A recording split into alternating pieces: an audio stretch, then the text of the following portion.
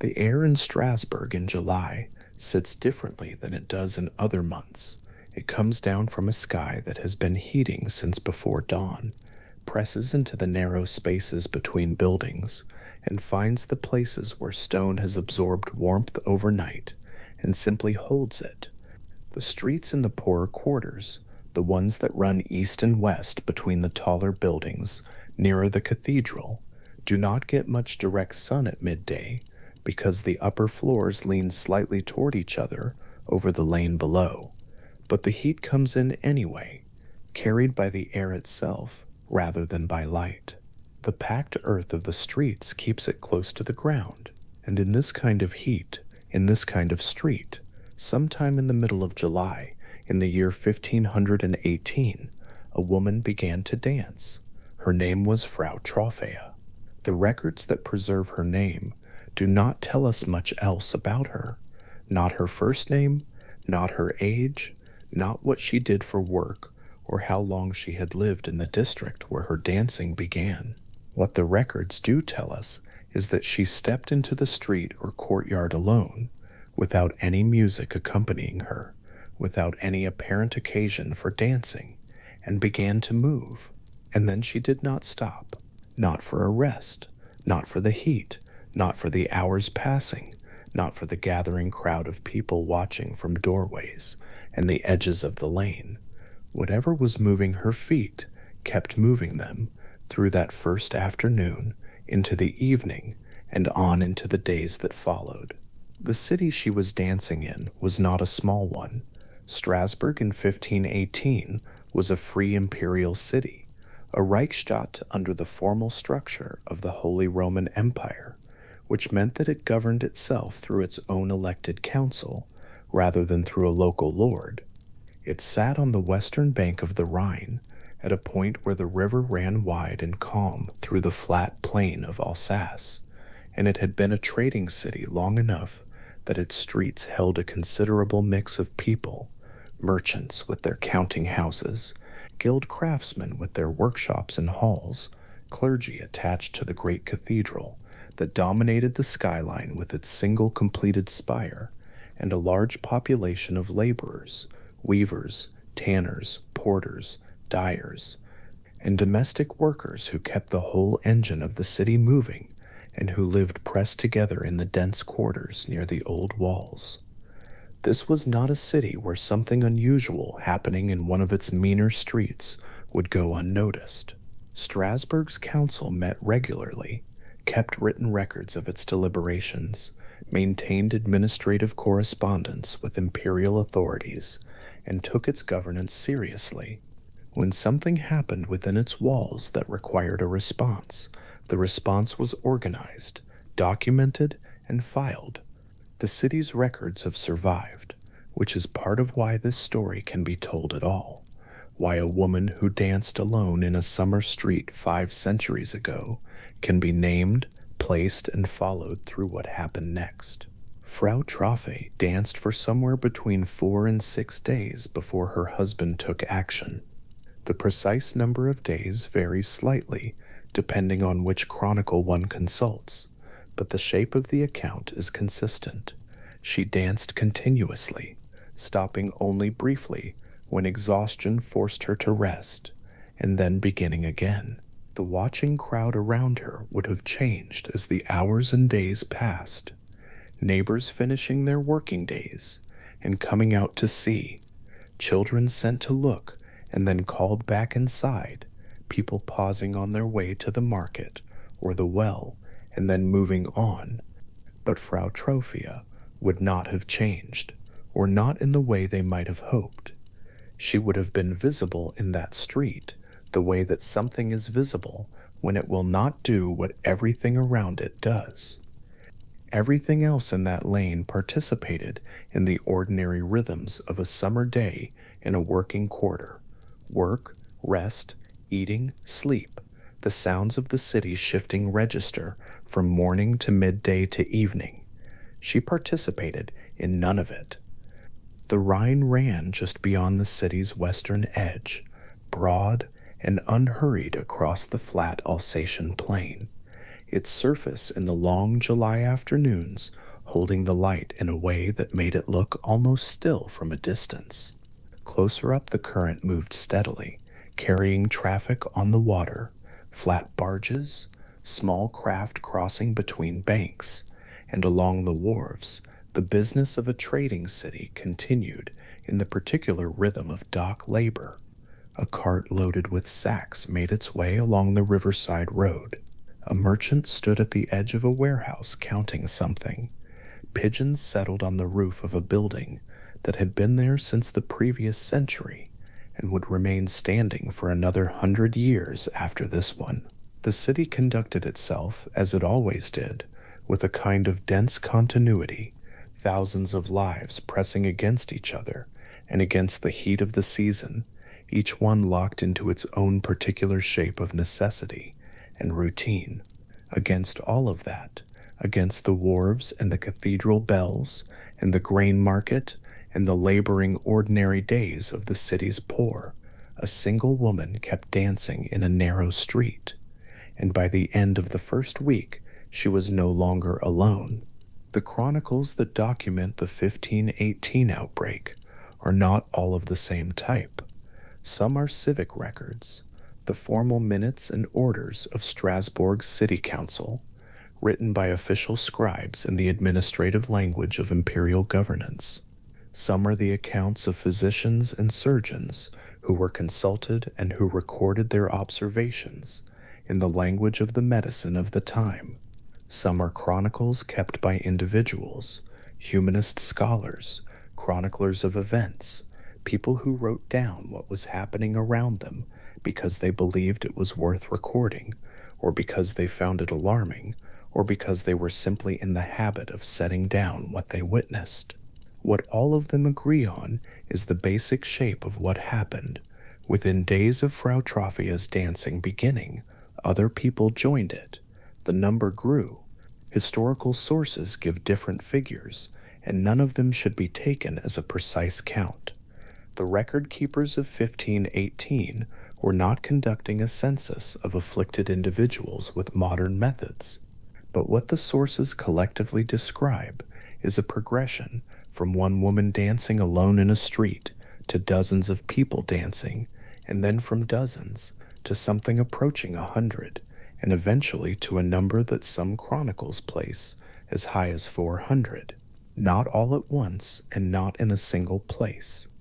The dancing spread through the city's poorer quarters across the weeks of July and August, finding its way from one street to another, one district to the next, moving through the densely packed working population of Strasbourg like something moving through water, slowly at first, and then with more force. 400 is a large number to hold in mind in connection with a single street in a small city quarter. It helps to place it in the geography of the city. Strasbourg's laboring poor were not spread evenly across a wide urban area the way a modern city's population is. They were concentrated in specific quarters, living in close physical proximity to one another, in buildings that shared walls, in streets where the distance between a doorway and the next doorway might be fewer than 10 steps, in a density that meant that everyone within a district knew everyone else by sight, and most people knew their neighbors by name. The kind of conditions in which something seen by one person is witnessed by 20 others within the time it takes to walk from one end of a block to the other. The summer of 1518 stretched on. July passed into August. The heat did not break in the way that some summers eventually relent. Instead, it pressed forward into the weeks that followed, and the dancing pressed forward with it. But people who had stopped to watch found themselves moving. People who had heard about it from a neighbor and come to see for themselves sometimes left still moving. The social fabric of the quarter, the daily contacts and shared spaces, and constant proximity of people living under difficult conditions in a dense urban environment turned out to be a kind of medium through which the dancing could travel, and travel it did. The City Council of Strasbourg did not ignore this.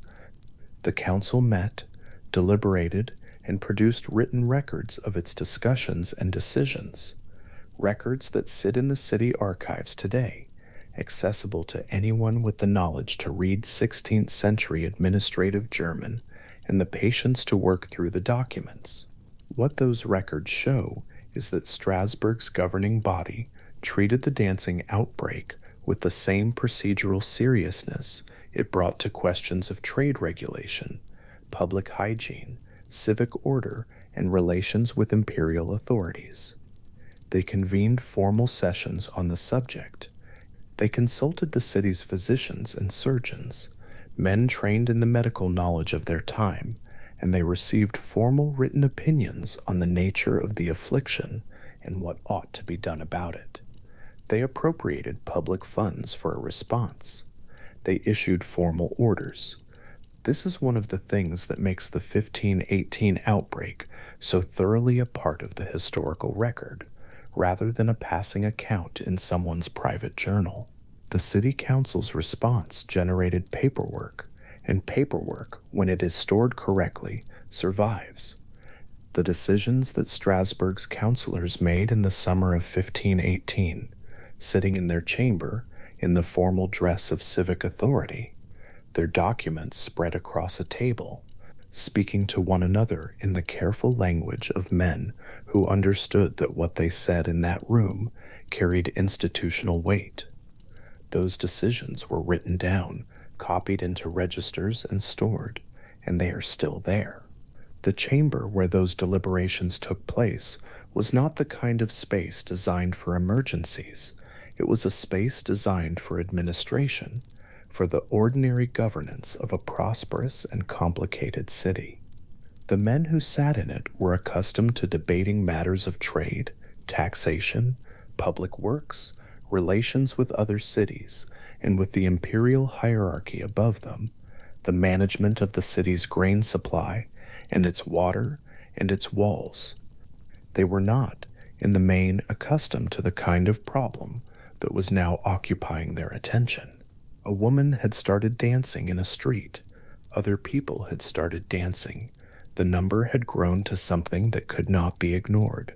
Their city, which prided itself on orderly governance and civic competence, contained within its walls an event for which their procedures had not been specifically designed. They responded anyway, and they responded in writing, and the writing is still there. Frau Trophée herself disappears from the record fairly quickly. After the initial accounts of her dancing, the days in the street, the husband's eventual response, the watching crowd, she is not tracked individually through the chronicles that document what followed. She becomes part of the collective event, one figure in a story that rapidly grew too large for individual figures to remain visible in. What she was thinking during those first days, what she felt, what the experience of dancing without ceasing was like from inside it.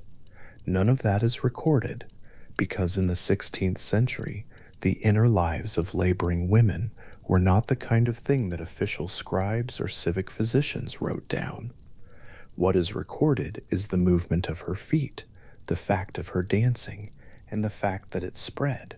The street where she danced was, in the geography of the city, the kind of street that produced no famous residents, no notable events before this one, no particular claim on the attention of the city's historians and chroniclers. It was a street where people who worked with their hands lived in the buildings their landlords provided, cooked with what the market made available to them, worshipped at the parish church nearest to their dwelling, and moved through their days in the pattern that the city's economic structure had assigned to them.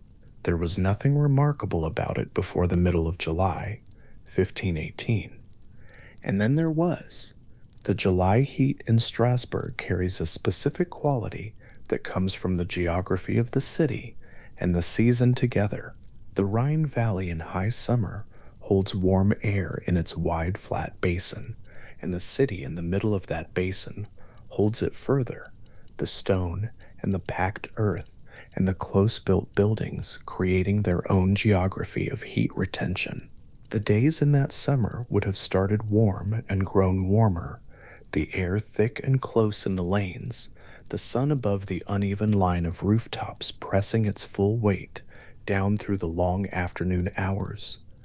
The city's workers, the weavers and porters and tanners and dyers, the domestic servants and day laborers moved through this heat in the course of their ordinary duties, doing what needed to be done regardless of the temperature, because stopping was not an option available to people who were paid by the day and who had families to feed. Into this heat, Frau Troffea danced. What the people watching her from doorways saw in those first days was not something that fit easily into the categories they had for making sense of unusual behavior. A woman dancing alone in the street without music was not an ordinary event, but it was not categorically impossible either. There were feast days, there were celebrations, there were moments when the ordinary rules about where dancing was appropriate loosened slightly. But this was not a feast day, and there was no music, and she did not stop. The hours passed. The crowd of watchers changed. She was still there. The second day came, and she was still there. By the time her husband became involved, whatever framework her neighbors had been applying to make sense of what they were seeing had had several days to expand, to accommodate something it had not initially been designed to hold. Her husband's response is recorded in the chronicles without much detail. He had her taken at some point from the street. Whether this meant physically restraining her, or some form of gentle intervention, or something else entirely, the sources do not specify. What the sources do specify is that the restraint, if that is what it was, did not end the episode. It ended only her individual part in the story, or at least ended her individual visibility in the record. The dancing she had started, or that had started with her, was by that point no longer hers alone to stop. The weeks that followed moved at the specific pace of a summer that is going wrong in a way that nobody quite has the language for yet. Strasbourg's council met and discussed and commissioned opinions and drafted orders. Physicians wrote their assessments. Scribes copied the outcomes of deliberations into the registers of civic governance. And in the streets of the poor quarter, the dancing continued, spreading from block to block, from one narrow lane to the next, touching more people as the summer advanced, and the heat stayed, and the city's laboring poor continued living in the close pressured conditions of an ordinary bad year in a densely occupied city. The episode lasted, by the reckoning of the sources that document it, from mid-July into early autumn. Some sources place its end in late August. Others suggest it extended into September. The precise timing of its conclusion is uncertain, in the way that events without a single climactic moment are always uncertain. It did not stop on a specific day that anyone recorded. It wound down gradually, with fewer dancers, over a period of weeks, until the dancing was no longer occurring, and the city returned to the ordinary rhythm of its days. By the time it ended, it had lasted long enough to earn a place not just in the private notes of one chronicler, but in the formal civic record of a city that was unusually good at keeping formal civic records. It had generated consultations with physicians, formal council deliberations, official expenditures of public money, and administrative orders filed alongside the city's other business. It had attracted the attention of people who were in the habit of writing things down for future readers. The city kept writing, and the documents kept surviving. A report from the city's physicians, submitted to the council in the formal manner of an official consultation, contains observations about the physical state of the dancers written in the medical language of 1518. A series of council orders, each composed in the administrative register of imperial urban governance, records the decisions made in response to what the council was seeing in its streets. A civic chronicle written by someone who either witnessed the outbreak or knew people who had described what it looked like to watch from outside it. All of these documents are written on parchment, in inks that have held their color across 5 centuries, in hands trained to write legibly for future readers, because the people who wrote them understood that the council's business was not just the business of the present moment, but also a record for those who would come after. That understanding of record keeping as a form of responsibility to the future is part of what makes the 1518 outbreak so fully available to a present-day reader. The scribe who copied the council's deliberations into the register was not thinking about a reader 500 years later, specifically, but he was thinking about the importance of getting the record right, of using clear language, of preserving the reasoning behind decisions so that it could be consulted and reviewed. And because he did his job carefully, the record is there to be consulted. The ink has not faded entirely. The parchment has not dissolved. The decisions made in that council chamber in the summer of 1518, the deliberations of men trying to manage an event their administrative procedures had never anticipated, survive in the careful lines of a scribe's practiced hand. Each letter formed with the specific, unhurried attention of someone who understood that this was the kind of work that needed to be done correctly. The Rhine, to the west of the city, kept moving through all of it. The barges continued on the water. The birds continued on the wharves. The cathedral bells continued marking the hours for a population that organized its days by the sounds the cathedral made. The grain market opened each morning. The weavers went to their looms.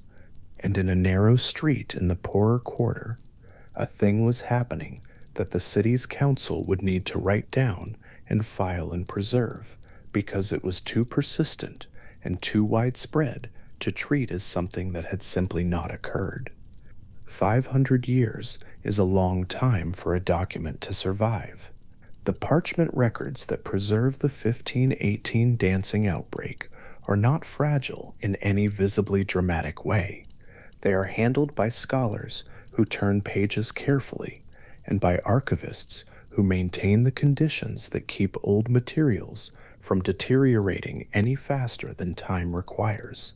But they are old in the particular way that objects are old when they have outlasted everything and everyone they were made to serve. The council chamber where those decisions were made is not the same room. The men who made the decisions are not anywhere. The street where Frau Trophea danced has been built and rebuilt and renamed and changed past any point of direct recognition.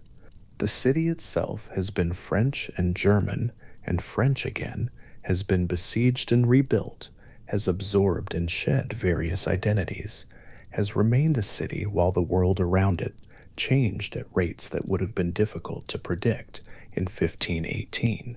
What has survived is the written record, a scribe's hand moving across parchment in the hot summer of a difficult year, recording what the council had decided, noting what the physicians had said, preserving for whoever came after the fact that something had happened here, in this city, on these streets, among these people, that Frau Trophea had danced, that others had joined her, that the numbers had grown to something the council felt it needed to respond to formally, that the response had been organized and documented and filed alongside the ordinary business of a city trying to govern itself well.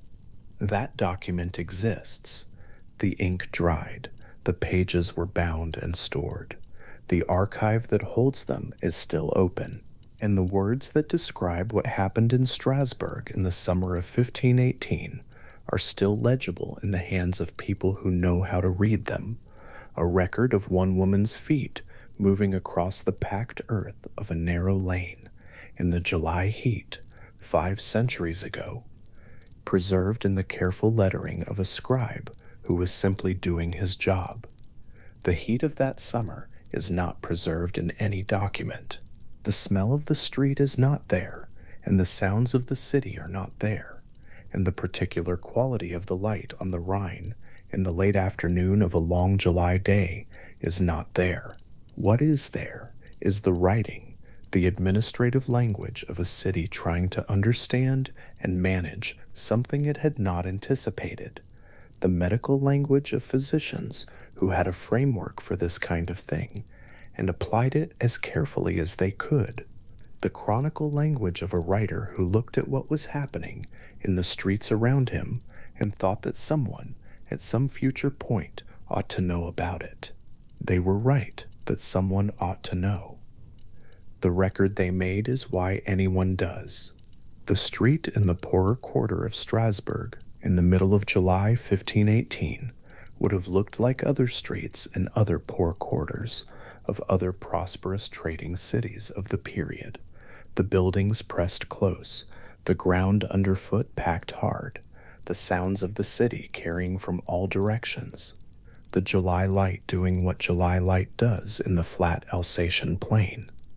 Ordinary in almost every way that a street can be ordinary, and somewhere in that street, visible to anyone who happened to be passing or who lived in the buildings on either side, a woman stood whose feet would not be still and had not been still for days, and would not be still for days more to come. The council scribe who eventually recorded the deliberations that Frau Trophea's dancing helped to set in motion, wrote in the careful trained hand of a professional. His pen moved at the specific measured pace of someone copying official decisions into an official register, following the line across the page, lifting the pen at the end of a phrase, beginning the next one. The letters are regular. The spacing is consistent. The language is the language of governance, formal, measured, precise, designed to record decisions in a form that could be consulted and relied upon by anyone who came after and needed to know what had been decided and why.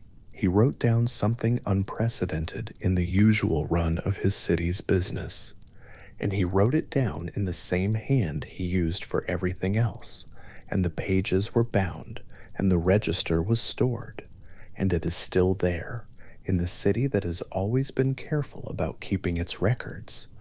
Its ink settled into the grain of the parchment, the way ink does when it has had 5 centuries to become part of the material it was written on.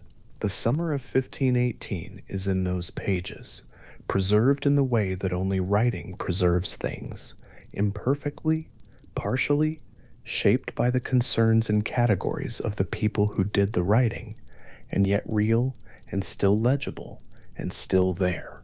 Rye bread in the 16th century was dark and dense in a way that modern bread is not. It sat heavy in the hand. It had a close, tight crumb that held moisture well into the second day, and a crust that required real effort from teeth and jaw. In the poorer districts of Strasbourg in 1518, it was the foundation of almost everything eaten, the thing a family divided at the table in the morning, the thing a worker carried in a cloth to eat beside the road, the thing that in a good year was simply there, expected and unremarked, the way a floor is expected and unremarked until the day it becomes uncertain beneath your feet. In the years just before the summer of 1518, the floor had been uncertain for some time. The harvests that fed the Rhine Valley had failed in succession across the region, not once but repeatedly, the way bad luck tends to arrive, not as a single event, but as a pattern that only becomes visible once enough events have accumulated to reveal its shape. Grain prices climbed in the markets where the laboring poor of Strasbourg bought their food. The records that survive from those years show prices moving beyond what ordinary wages could comfortably meet, and then beyond what ordinary wages could meet at all. The rye bread that had always been there, in reduced quantity and at elevated cost, became something a family calculated around, rather than simply consumed. The city of Strasbourg sat on the western bank of the Rhine, positioned at the edge of a wide flat plain where the river moved slow and brown through the landscape of Alsace. It was a substantial city by the standards of its time, a free imperial city, which meant it governed itself through its own elected council rather than being administered by a territorial lord, and this institutional independence gave it a kind of civic weight that many comparable German-speaking cities did not have. The city had walls, a cathedral with a single tall spire visible from a considerable distance across the plain, guilds that organized skilled labor and trade, and markets where commerce moved goods through the region. It also had the poorer districts near its old walls, where tanners and weavers, and dyers and porters, and day workers and domestic servants lived in dense rows of narrow buildings, pressed close together, sharing walls and sharing water, and sharing the summer air that moved or failed to move between their windows and the street below. These were not people who appeared much in the kinds of records that tend to survive the passage of 5 centuries.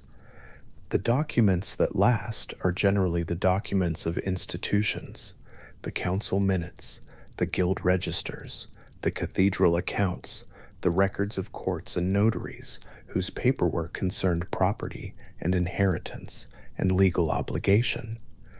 The laboring poor of Strasbourg left traces in these documents when they ran afoul of a regulation, owed a debt, or were counted among the dead in a parish record. Their ordinary lives, the particular texture of a working morning, the taste of the bread, the sound of the street outside a weaver's single-room dwelling, exist only in inference, reconstructed from what is known about comparable people in comparable places in the same century. What is known is that the weaving households of Strasbourg's poorer districts worked long hours at their looms for pay that covered necessities in good years and did not cover them in bad ones. A weaver's dwelling in the dense quarter near the old walls was typically a single room, or 2 at most, where a family ate and slept and often worked in close proximity to one another and to their neighbors through walls that were not designed to be thick. The sounds of the street came through unglazed windows, the early morning movement of carts, the calls of vendors, the bells from the cathedral that marked the hours with a regularity that organized the day, whether or not a person was paying attention to them. The air in summer was warm and still inside these rooms, the close proximity of bodies and cooking fires, and the heat coming off the street below, making the interior of a dwelling in July an uncomfortable place to remain in for long. The summer heat of Strasbourg in 1518 bore down on a population that had already been worn thinner by several consecutive years of food scarcity. Malnutrition in its chronic form does not necessarily announce itself as dramatic hunger. It shows itself more quietly in reduced physical resilience, in the body's diminished capacity to manage illness and stress and heat, in a fatigue that settles into the limbs and does not lift cleanly after a night of sleep, the way ordinary tiredness does.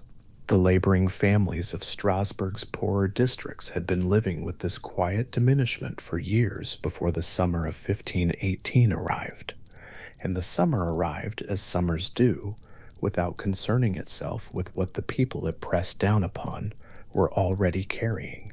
Epidemic disease had moved through the towns of Alsace in the years preceding 1518, with the regularity that characterized most pre-modern European communities, before the slow improvements in sanitation and nutrition that would not begin to arrive for another 2 centuries at least. The sweating sickness, an illness that produced rapid, profuse perspiration and could kill within hours of the first symptoms, had passed through the region in waves that left communities diminished and anxious. Plague, which had been revisiting European populations at intervals ever since the catastrophic arrival of the Black Death in the 14th century, remained a familiar presence in the background of daily life, not a distant memory, but a recurrent fact that people lived alongside the way they lived, alongside bad weather, expecting it without being able to predict it precisely. A body that had survived 1 or 2 seasons of plague proximity, and that was already undernourished, and that lived in close quarters with many other similarly situated bodies, was a body that had been managing an unusual degree of difficulty for a considerable length of time. The water that Strasbourg's laboring poor drank came from the Rhine and from wells sunk in the city's denser quarters, and the sanitation infrastructure of a 16th century city was not designed to prevent the contamination of one from the other in any systematic way. Waste moved through the streets toward the river in a process that was partly managed and partly simply accepted as a feature of urban life.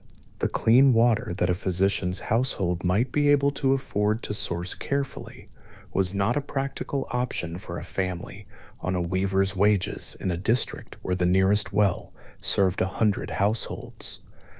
This is not a detail that would have struck anyone in Strasbourg in 1518 as remarkable. It was simply the way water worked in a city, an ordinary feature of urban existence that no one was yet equipped to think of as a problem with a solution rather than a condition with a location.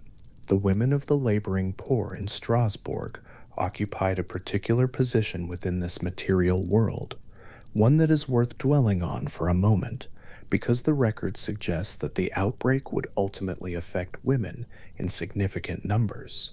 Guild membership in 16th century Strasbourg was, with some exceptions, organized around male heads of household.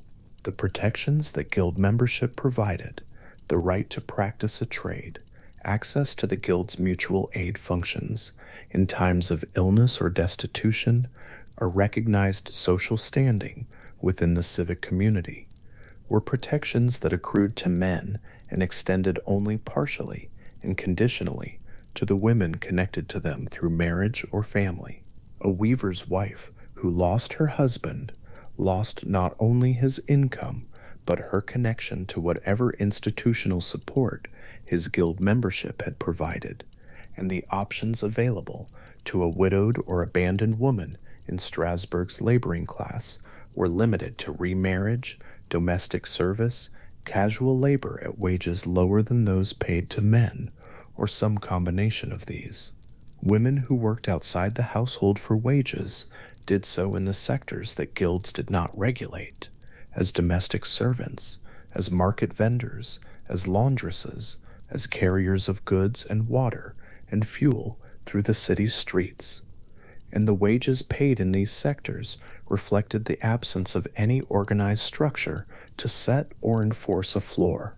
The same work that a male laborer might perform for a day's wage was performed by women for less, not because this was a formally codified rule, but because it was the prevailing practice of a labor market in which women had no mechanism for collective negotiation and no institutional standing to challenge the terms they were offered. A woman working in 1518 in one of these roles, in a household that had been managing food scarcity for several years, in a body that had been under sustained physical and nutritional stress, was a person with very limited recognized avenues for expressing distress or asking for institutional help. The church offered a space for prayer and for some forms of communal support. The city's civic institutions were organized around the guild system and around the household as a male-headed unit. The options between endurance and collapse were not many. This was, in its broad outlines, not a situation unique to Strasbourg. The laboring poor of any Rhine Valley city in 1518 lived under comparable pressures, and laboring women across the German-speaking cities of the period occupied comparable structural positions within their communities. What made Strasbourg's situation particular in the summer of 1518 was partly a matter of timing and accumulation. The failed harvests had been running longer here, the food prices had climbed higher, the combination of malnutrition and epidemic exposure had been pressing on the population with unusual persistence. The specific circumstances that made this city, in this particular summer, the place where something exceptional happened, were not causes that announced themselves clearly in advance. They were conditions, and conditions tend to be noticed most precisely in retrospect, once something has happened that makes the looking back worth doing. The Cathedral of Our Lady had been under construction for more than 2 centuries by the time 1518 arrived, a project of such extended duration that generations of Strasbourg residents had grown up, worked, aged, and died with scaffolding on portions of the building still present as an ordinary feature of the city's visual landscape. The great single spire, the North Tower completed in the late 14th century, the South Tower never finished, leaving the cathedral with its characteristic asymmetry, rose above the rooftops of the city to a height that made it visible from several miles across the flat Alsatian plain. For the people living in the poorer districts at the city's edges, the spire was simply part of the sky above their street, the way a mountain is simply part of the view for the people who grow up near one. The bells that hung in that tower marked the hours of the day and the days of the week and the feast days of the year, organizing communal time with a regularity that preceded any individual's memory and was assumed to continue after any individual's death. The parish churches of Strasbourg's poorer districts were smaller and closer to the lives of the laboring poor than the cathedral, which was primarily an institution of the civic elite and the prosperous merchant class. The neighborhood parish church was where the daily and weekly rites of ordinary religious life took place. The masses that structured the week, the observances of saints' days that punctuated the year, the candles lit before carved images of the saints in whose care a household placed itself. In the dim interiors of these small churches, with their stone floors and their low vaulted ceilings and their carved wooden figures of Christ and the Virgin and the martyrs standing in niches along the walls, the religious life of the laboring poor was transacted in small personal devotions as much as in formal liturgy. A woman who had no recognized institutional channel through which to address her difficulties might come to a saint's image with a particular request, lighting a candle at its base and leaving the flame burning in the still indoor air as a marker of the request made, the thing hoped for, the need presented to the saint in whose care it was now placed. The saints whose cults were most active among Strasbourg's poor in this period were those who had specific practical domains, the saints who governed illness, the saints who protected children, the saints who intervened in the affairs of particular trades and crafts. The church's calendar organized devotional life through the year with a rhythm of fast and feast and commemoration that gave ordinary time a structure of meaning layered over its practical structure of work and rest. This religious calendar was not a separate domain from material life. It was threaded through material life, present in the names given to children, the days on which debts came due, the timing of markets and fairs, the way a laboring family understood its own situation in relation to a providential order that gave even poverty and suffering a place within a larger, intelligible narrative. Martin Luther had posted his 95 Theses in Wittenberg in October of 1517, approximately 9 months before the summer of 1518. The distance from Wittenberg to Strasbourg was several hundred miles, but the ideas that Luther's document contained were moving through the network of literate, educated, reform-minded people in German-speaking cities with a speed that the printing press had recently made possible in ways that had no precedent in earlier centuries. Reformist ideas about the corruption of the church, about indulgences, about the mediating role of priests, about the relationship between an individual and God, these ideas were circulating among the literate citizens of Strasbourg by the time the summer of 1518 arrived, and they were doing so in a city that had its own tradition of religious reflection and reform-minded preaching that stretched back into the previous century. For the laboring poor who could not read, the circulation of these ideas was a more indirect affair. What reached them was the sound of preaching in the city's churches, the conversations of those who had read or heard, the rumors and reports that moved through neighborhoods and workplaces by word of mouth. Strasbourg in 1518 was a city standing at an unusual moment in Christian history, old certainties about the church and its authority beginning to be questioned publicly, the structures of religious life that had organized communal existence for centuries becoming subjects of argument rather than simply givens. This was not experienced at the level of the laboring household as a philosophical development. It was experienced more diffusely as an atmosphere of spiritual uncertainty, of familiar things being questioned, of the framework within which suffering and difficulty had previously been given meaning beginning to show, in some quarters, the first visible signs of strain. The spring of 1518 had been an ordinary spring by the standards of the preceding difficult years, which is to say that it had been hard in the ways the previous springs had been hard, and the families in Strasbourg's laboring districts had moved through it with the practiced management of difficulty that is one of the things sustained hardship produces in the people who live through it. The grain prices had not come down significantly. The population was still bearing the residual effects of recent epidemic disease. The women carrying water through the streets, and the men working the looms, and the children playing in the packed earth lanes between the close rows of houses were living, in April and May of 1518, in the accumulated weight of several consecutive difficult years, and the weight was so familiar by then that it had become the ordinary texture of life rather than a departure from it.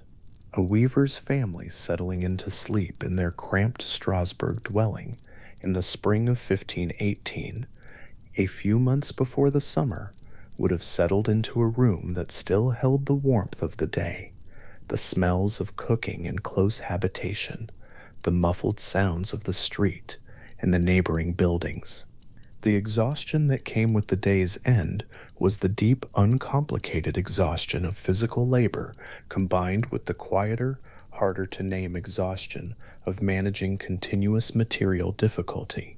The candle or oil lamp that lit the room would have been extinguished to save the fuel, the family settling into the dark the way people settle into familiar dark, the darkness of a particular room at the end of a particular day that is indistinguishable from the darkness of the room at the end of any other day.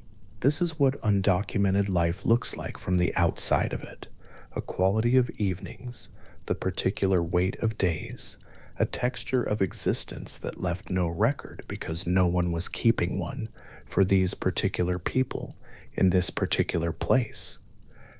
The civic records of Strasbourg preserve the decisions of the council and the transactions of the guilds. The church records preserve the names of the baptized and the married and the dead. The chronicles that educated men wrote preserved the events that seemed to them worth preserving. What they did not preserve, and could not, was the specific shape of exhaustion in a weaver's household in May of 1518, the particular quality of hunger that had become so familiar it was no longer quite felt as hunger. The daily arrangements of people managing conditions that had stopped feeling manageable a year or two before and had then been managed anyway, because there was no alternative to managing them. The distance between that spring and the summer that followed it was not great in time, and the people who would move from one to the other were already carrying everything they had been carrying for years. The city around them, its walls, its cathedral spire, its guild halls and grain markets and crowded poor quarters, and the wide brown river moving past its western edge was continuous and intact, going about its institutional business with the focused efficiency of a prosperous trading city that had been doing what it did for centuries and expected to continue. The spring moved into summer, the way seasons always do, the heat building gradually toward the temperatures that would press down on the city's close-packed streets in July, with particular force, the days lengthening and then beginning to shorten again in the way that days had always shortened. In Alsace, the cathedral bells marking the hours of a summer that would, by the time it ended, have become one of the most precisely recorded seasons in the city's long history. The people sleeping in the dense quarters near the old walls in the spring of 1518 were not aware, settling into their familiar dark, that they were a few months away from something that administrators would write about in their formal records, that physicians would examine and diagnose, that chroniclers would note and describe, that scholars would still be reading and arguing about 5 centuries later in rooms stocked with careful reproductions of documents. Those same administrators and physicians and chroniclers had produced in the strange summer that was still in April of 1518 not quite arrived. They were aware, if of anything at all as sleep came, of the particular weight of that day's tiredness, the specific temperature of the room, the sounds of the street settling toward quiet as the night deepened around them. Their exhaustion was ordinary and entirely their own, and the sleep that came at the end of it was simply sleep, the unremarkable, unrecorded rest of people who had worked hard and would work hard again in the morning, in a city on the edge of a river, in a wide flat plain, the summer not yet begun, the year not yet turned toward whatever it would turn toward when the heat finally arrived. A piper and a drummer sat on a raised wooden platform in the open air of the Strasbourg grain market, playing into the afternoon sky. The notes the piper drew from his instrument moved out across the open square, reached the surrounding buildings, and came back as a faint and slightly flattened echo. The drummer kept a steady rhythm beneath the melody, his hands returning to the same beat without pause, the sound carrying the particular quality of music that has been going on for a long time and will continue going on after any given listener stops paying attention to it. Around the platform, on the cobbled surface of the grain market, people danced, not in the organized social way of a festival or a feast day, not with the coordination of people who have chosen to be in the same place at the same time for a shared purpose. They danced because they could not stop, and the city of Strasbourg had hired these musicians to play for them, and the payment for that service was recorded in an administrative ledger alongside the city's other expenses, in the same careful hand that recorded the cost of road repairs and the fees of visiting trade delegations. This was the summer of 1518, and the city's response to what was happening in its streets was by any measure thorough. The afflicted dancers had been moving for days by the time the grain market was cleared and the platform erected. Contemporary records from the period are not uniform in their level of detail, and the accounts that survive reflect different observers standing at different distances from the events, but they agree on certain physical particulars. The dancers could not stop. That was the central observable fact.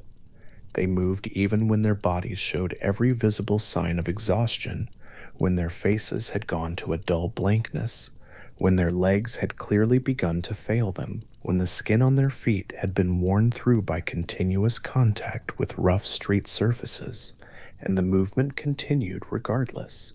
Something in the mechanism that would ordinarily produce rest had simply ceased to function in the ordinary way, and the dancing that replaced it was not the dancing of people who were enjoying themselves. It was something else entirely, something that had the form of dancing and none of its usual qualities. The feet were the most documented detail.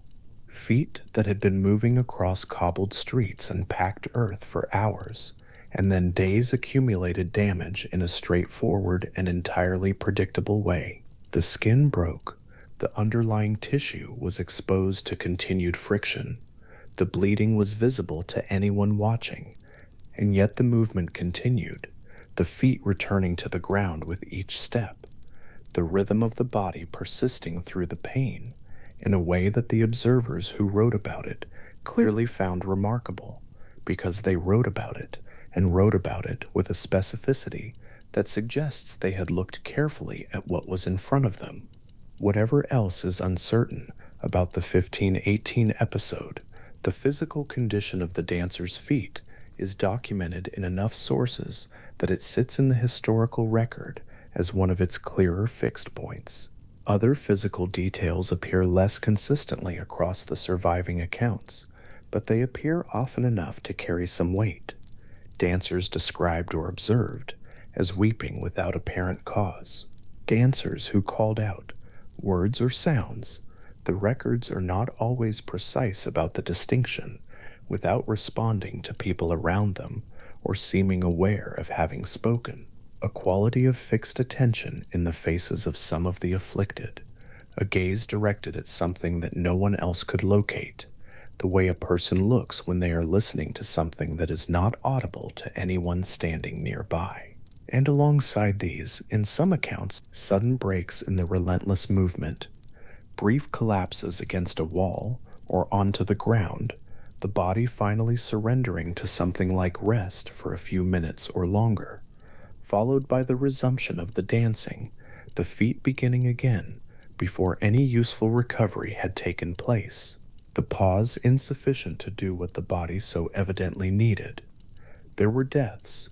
The chronicles that recorded the episode in the months and years following it attributed fatalities to the physical consequences of sustained involuntary movement in high summer heat among people who were not, for the most part, well-fed or physically robust before the dancing began.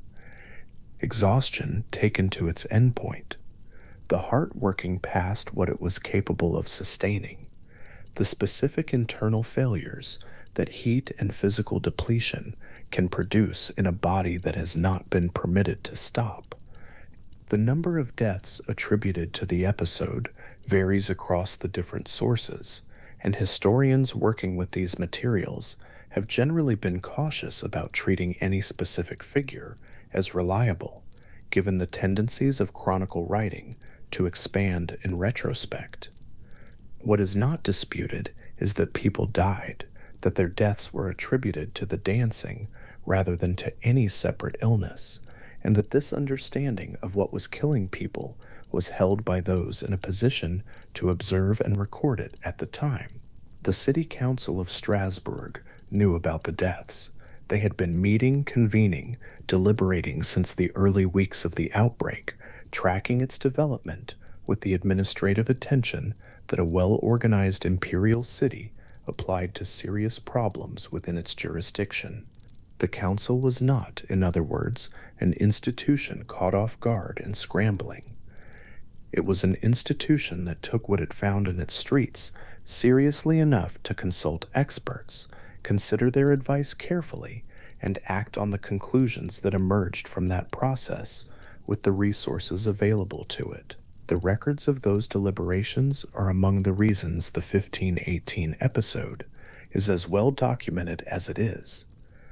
The council wrote things down, filed things, preserved things, and the archive those efforts produced has survived the centuries in a form legible to the historians who eventually came looking for it. The experts the council consulted were physicians and surgeons, the recognized medical authorities of the period.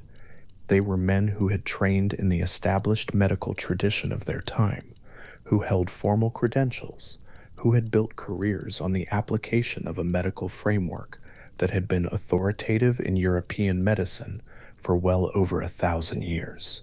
The framework was Galenic, derived from the work of Galen of Pergamon, the 2nd-century Greek physician whose writings had become the foundation of Western medical education, and whose theoretical system, built on the concept of the 4 bodily humors, governed how trained doctors in 1518 thought about health, disease, and treatment. Blood, phlegm, yellow bile, and black bile, each associated with particular qualities and particular organs, each capable of falling into imbalance and producing illness when they did. The restoration of balance was, within this framework, the goal of medicine and the specific tools available for achieving that restoration. Diet, purging, bloodletting, rest, or in some cases vigorous movement, followed directly from the diagnosis of which humor had gone out of proportion. The Strasbourg physicians examined the dancers, made their observations, applied their training, and arrived at a diagnosis. The affliction, they concluded, was a natural disease, not a supernatural visitation, not divine punishment, not the work of a malevolent spiritual force acting on the population through its bodies, a natural disease with a natural cause, amenable in principle to a natural remedy. Specifically, they concluded that the dancing was produced by an overheating of the blood, a condition in Galenic terms that was both recognizable and, at least theoretically, treatable.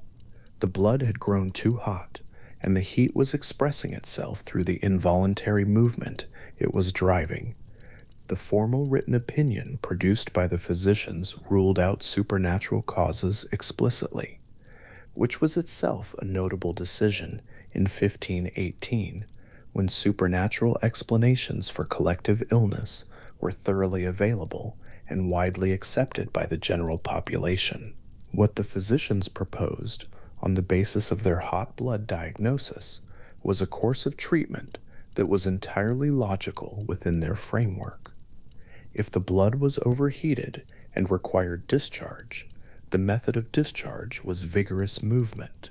The movement the dancers were already performing was, in this interpretation, the body's attempt to accomplish what the medical condition required. The treatment, therefore, was not to stop the dancing, but to support it, to provide the conditions under which the discharge could proceed properly, in an organized way, until the hot blood had cooled and the dancing resolved naturally. This was the logic behind the platform in the grain market, and the drummer and the piper. The council authorized the hiring of professional musicians from public funds. The costs appear in the civic records. Drummers, pipers, players of other instruments, the specific composition of the hired musicians varied across the different performance spaces, and the records do not always specify exactly who was playing what on a given day. But the central fact is consistent. The city paid musicians to play for the dancers, continuously, in the belief that music would help the dancing reach its natural conclusion. The payment was not a trivial expense.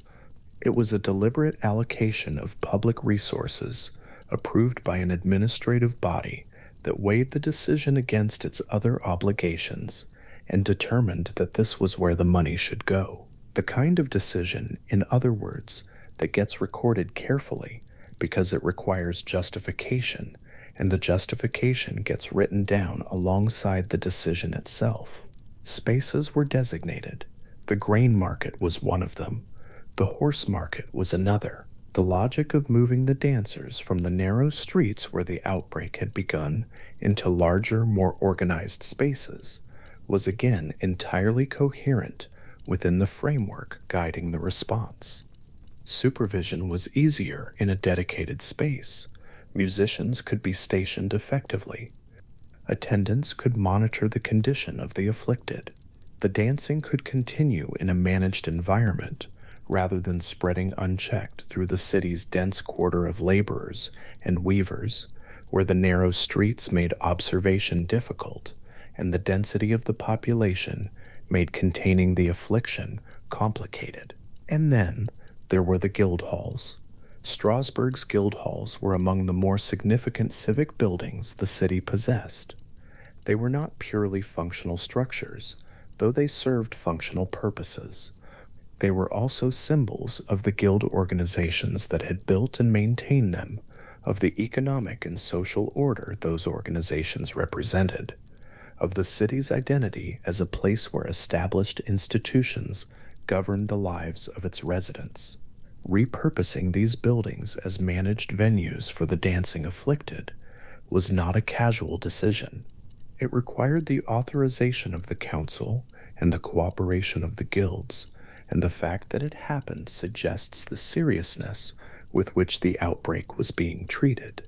Enclosed spaces provided by respected civic institutions, staffed by attendants, stocked with musicians, organized to receive the afflicted and provide them with the conditions the physicians had prescribed.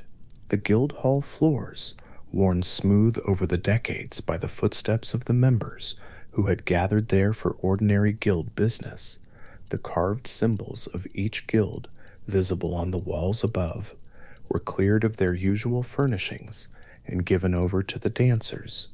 A musician hired for one of these spaces might have found himself playing in a room he would otherwise have entered only as a supplicant or a visitor. The civic symbolism of the guild hall arranged around him, the carved decorations on the walls, the quality of the building itself, suggesting a context of order and established procedure, and on the floor in front of him, in that orderly, symbolically weighted space, something that resisted the usual categories of order and procedure entirely. Exhausted bodies moving without ceasing in the warm summer air, the doors kept open to manage the heat, the attendants at the edges of the room watching for the specific signs of distress, collapse, loss of consciousness, the particular stillness that would mark someone who had stopped dancing because something had gone wrong rather than because the treatment had worked. The attendants were there because the council had ordered them to be, and their presence in the guild halls was another documented feature of the response. Someone needed to watch the afflicted. Someone needed to be present when a dancer's legs gave out and they fell against the wall, their chest moving with the effort of breathing, the involuntary movement stilling for what everyone around them hoped was the beginning of recovery. Someone needed to see what happened next, whether the rest continued, whether the body permitted itself to remain still, or whether the feet began again before the person had recovered anything useful from the pause.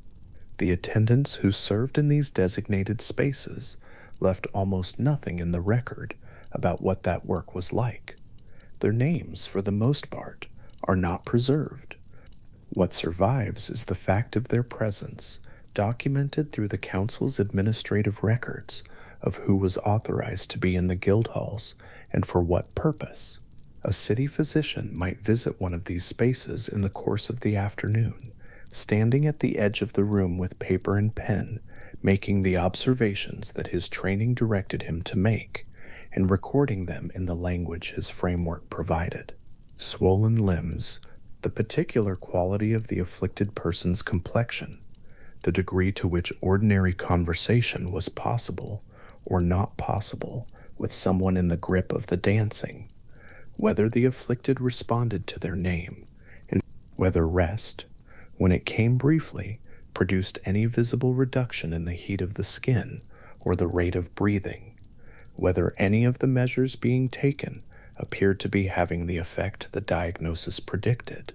The physician's notes, where they have survived, and some have, carry the careful methodological quality of a person applying a framework they believe in to a situation that the framework is not quite equipped to address, without the framework itself being called into question. The observations are detailed, the conclusions are cautious. The medical confidence of the written record coexists with the continuing, unresolved presence of the dancers on the floor in front of the man making the notes. The heat of that summer was itself a documented feature of the context, mentioned in contemporary accounts of the period in ways that suggest it was notable even by local standards. High summer in Alsace is warm in a year remembered for unusual heat. The conditions in a crowded enclosed space where dozens of people were engaged in continuous vigorous movement would have been significant. The doors kept open were doing some work in that regard, but the work was limited. The air moving through the open Guildhall doorways was the same air that lay over the streets outside, heavy and unmoving in the afternoons, carrying the smells of the city, the tanneries, the dye works, the horses, the summer heat radiating from the packed earth of the roads, the same air that would have been in Frau Trofea's narrow street when she began, weeks before anyone thought to move the dancers somewhere more manageable. The dancing continued across July and into August, and from August into the early weeks of autumn. The weeks of its duration are part of what makes the 1518 episode historically distinctive. Many collective episodes of unusual behavior in the historical record are brief, measured in hours or a few days, and the documentary evidence for them is thin. The Strasbourg episode extended across several weeks of the high summer and persisted well into the period when the harvest should have been the dominant preoccupation of every institution and individual in the city. It continued long enough that the council's response evolved. The initial decisions about musicians and spaces were made early, but the management of the outbreak required ongoing attention and adjustment across the full duration of the episode. Each week of its continuance added more material to the administrative record, more council minutes, more authorized expenditures, more documented decisions about where the dancers would be held and who would watch over them. The number of people drawn into the dancing grew across those weeks. The estimates in the historical record vary, as they tend to with medieval and early modern crowd figures. Contemporary chronicles give numbers that range widely, and historians reading those chronicles handle the upper figures with appropriate caution, since the tendency to round upward toward impressively large numbers is a well-documented feature of chronicle writing. What remains consistent across the different accounts is the direction of change. The number grew, week by week, from the initial cases in the poor quarter to a total that, even discounting the upper range of the estimates, represents a significant portion of a city neighborhood. Not an isolated case, not 2 or 3 individuals.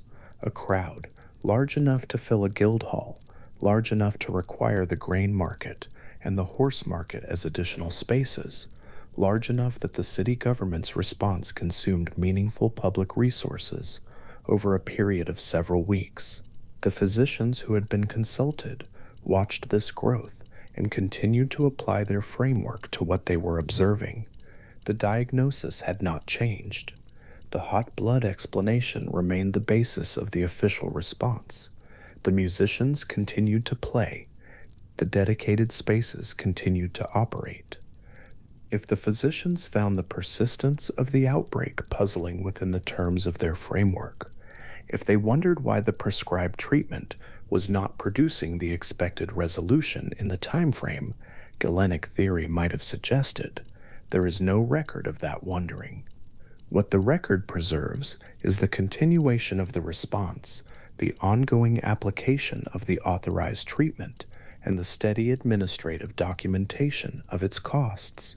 There were, alongside the officially sanctioned response, other reactions to the outbreak circulating in the city. The poor and laboring population of Strasbourg had their own frameworks for understanding what was happening, frameworks that differed substantially from the Galenic medicine of the consulting physicians. For many ordinary residents of the city in 1518, The most available and coherent explanation for a collective dancing affliction was a religious one, specifically the concept of a saint's curse. The idea that a holy figure could visit a dancing affliction on a community as punishment for sin or as a sign of spiritual disturbance was not a fringe belief. It was thoroughly integrated into the popular religious culture of the period, backed by a long tradition of similar episodes connected to specific saints, whose patronage was understood to include both the causing and the curing of compulsive movement. This understanding of what was happening moved through the streets of Strasbourg, alongside the dancers themselves, passed between neighbors, spoken in the parish churches, carried by word of mouth through the dense quarter where the affliction had begun. The council's physicians had explicitly ruled out supernatural causes, and the official response was built on that ruling. But the official response and the popular understanding of events operated in somewhat different registers, and the council, practical and administratively thorough, was aware that both needed to be addressed. Sending the afflicted to a saint's shrine was not inconsistent with the physician's natural disease framework in the terms of the period. Pilgrimage and religious intervention were not categorically opposed to medical treatment in the way that modern secular and religious approaches to illness tend to be arranged. The shrine would come later as the summer progressed, as the official response began to produce the evidence that it was not fully working. The musicians continued to play for now. The drummer on his platform in the grain market was playing into the middle of the afternoon, the sound of his instrument reaching the surrounding buildings and coming back changed. The dancers below him moved in the heat, their feet tracing the same surfaces they had been tracing for days, their bodies continuing the motion that the physicians had diagnosed as the body's attempt to cool overheated blood, and that the council had decided to support with hired music and dedicated spaces. Whatever the drummer thought of the work he was doing, if he thought anything particular about it beyond the steady requirement of maintaining the rhythm, is not preserved anywhere. He was a professional. He had been hired. The ledger entry authorizing his payment was being drafted, or had been drafted, in the council chamber not far away. That ledger entry is one of the most quietly remarkable things that survive from the summer of 1518, not because it is dramatic, it is the opposite of dramatic. A line in an administrative document, the kind of document that municipal governments produced constantly, and that were, for the most part, only preserved because the broader archive they belonged to happened to survive intact across 5 centuries. The line records the payment of musicians for services rendered in connection with the dancing affliction in the same hand and the same administrative register as lines recording payments for road maintenance and the salaries of city officials. The dancing plague in the council's ledger takes its place alongside the city's ordinary business. The scribe who wrote it was doing his job. The clerk who filed it was doing his job. The document was doing what documents of its type were designed to do, preserving a record of a decision and its costs in case the record should be needed later. 500 years later, someone needed it. Historians working on the 1518 episode have returned to that ledger and the other administrative documents that accumulated around it across the weeks of that summer, and those documents have provided the evidentiary foundation for every serious modern account of what happened. The records are not complete. Some things were never written down, and some things written down did not survive. The drummer's name may or may not be in there somewhere. The ledger entry authorizing payment is preserved, but the specific individuals named in it are not always identifiable from this distance. What is preserved is the structure of the response, the authorization, the cost. The space is designated. the council's ongoing attention to an event that occupied its deliberations for weeks and required resources that the city's administrative machinery directed, recorded, and filed in the ordinary course of business. A dancer in the guild hall in the middle of August, her feet moving across the worn floor, the carved guild symbols on the walls around her, the musician at the edge of the room playing the notes the city had paid for, the summer air moving through the open door, the attendant watching from across the room, noting something perhaps in the particular quality of her movement, a change in the pattern, a slowing, a momentary stillness that might be the beginning of resolution, or might simply be one more pause before the feet began again. The physician's notes, if a physician visited that afternoon, would record whatever was observable and subject to recording. The language of those notes, hot blood, discharge, humoral imbalance, would describe, in the terms the framework provided, a situation that the framework was doing its best to hold. Outside the guild hall, the city continued. The carts moved through the wider streets. The Rhine ran past the western edge of the city, as it always did, wide and unhurried, carrying its water steadily through the flat Alsatian plain in the same indifferent way it always had. The great cathedral spire rose above the rooftops, visible from the grain market, the horse market, the narrow streets of the poor quarter where the outbreak had begun. The city's ordinary life arranged itself around the event that was occupying the council chamber, the designated dance spaces, the physicians making their rounds, the musicians playing their continuous hired music into the summer air. The weaving and the tanning and the trade continued. The bells marked the hours. In the council chamber, the documents continued to accumulate: minutes of deliberations, records of expenditures, written opinions from the consulting physicians, authorizations for the use of specific civic spaces. The correspondence, if there was correspondence with other cities about what was happening, and there may have been, since Strasbourg was in communication with the other free imperial cities of the region, is less consistently preserved. What survives most clearly is the record of the council's own decisions, made and documented in the orderly administrative language that the council used for everything it decided, whether it was managing a trade dispute or responding to an epidemic of uncontrollable dancing in the streets of its poorest quarter. There is something particular about a bureaucratic record of something unprecedented. The language of the document and the content of the document exist in a quiet, permanent tension with each other. The hand is calm, the ink is careful, the filing is orderly, and what the document records is a city council authorizing payments to musicians so that people who could not stop dancing would have music to dance to, in the hope that supporting the dancing would eventually cause the dancing to stop. The logic held together within the terms available to the people applying it. The response was serious, organized, and well documented.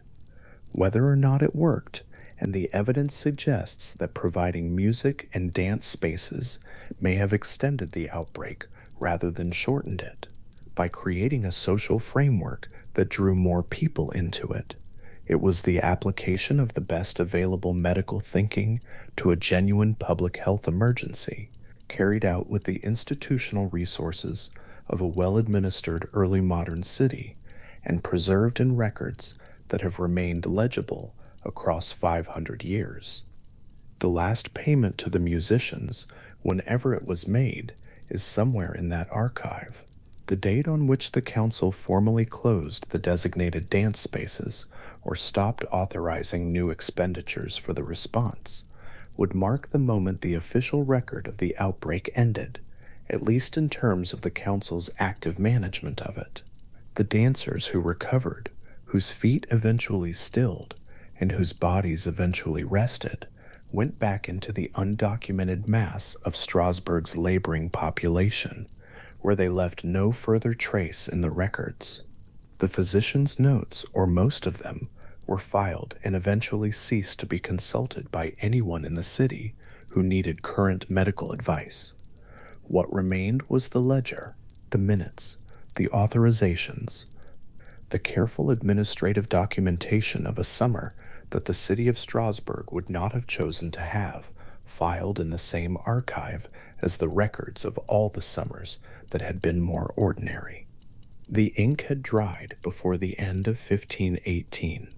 The documents were stored.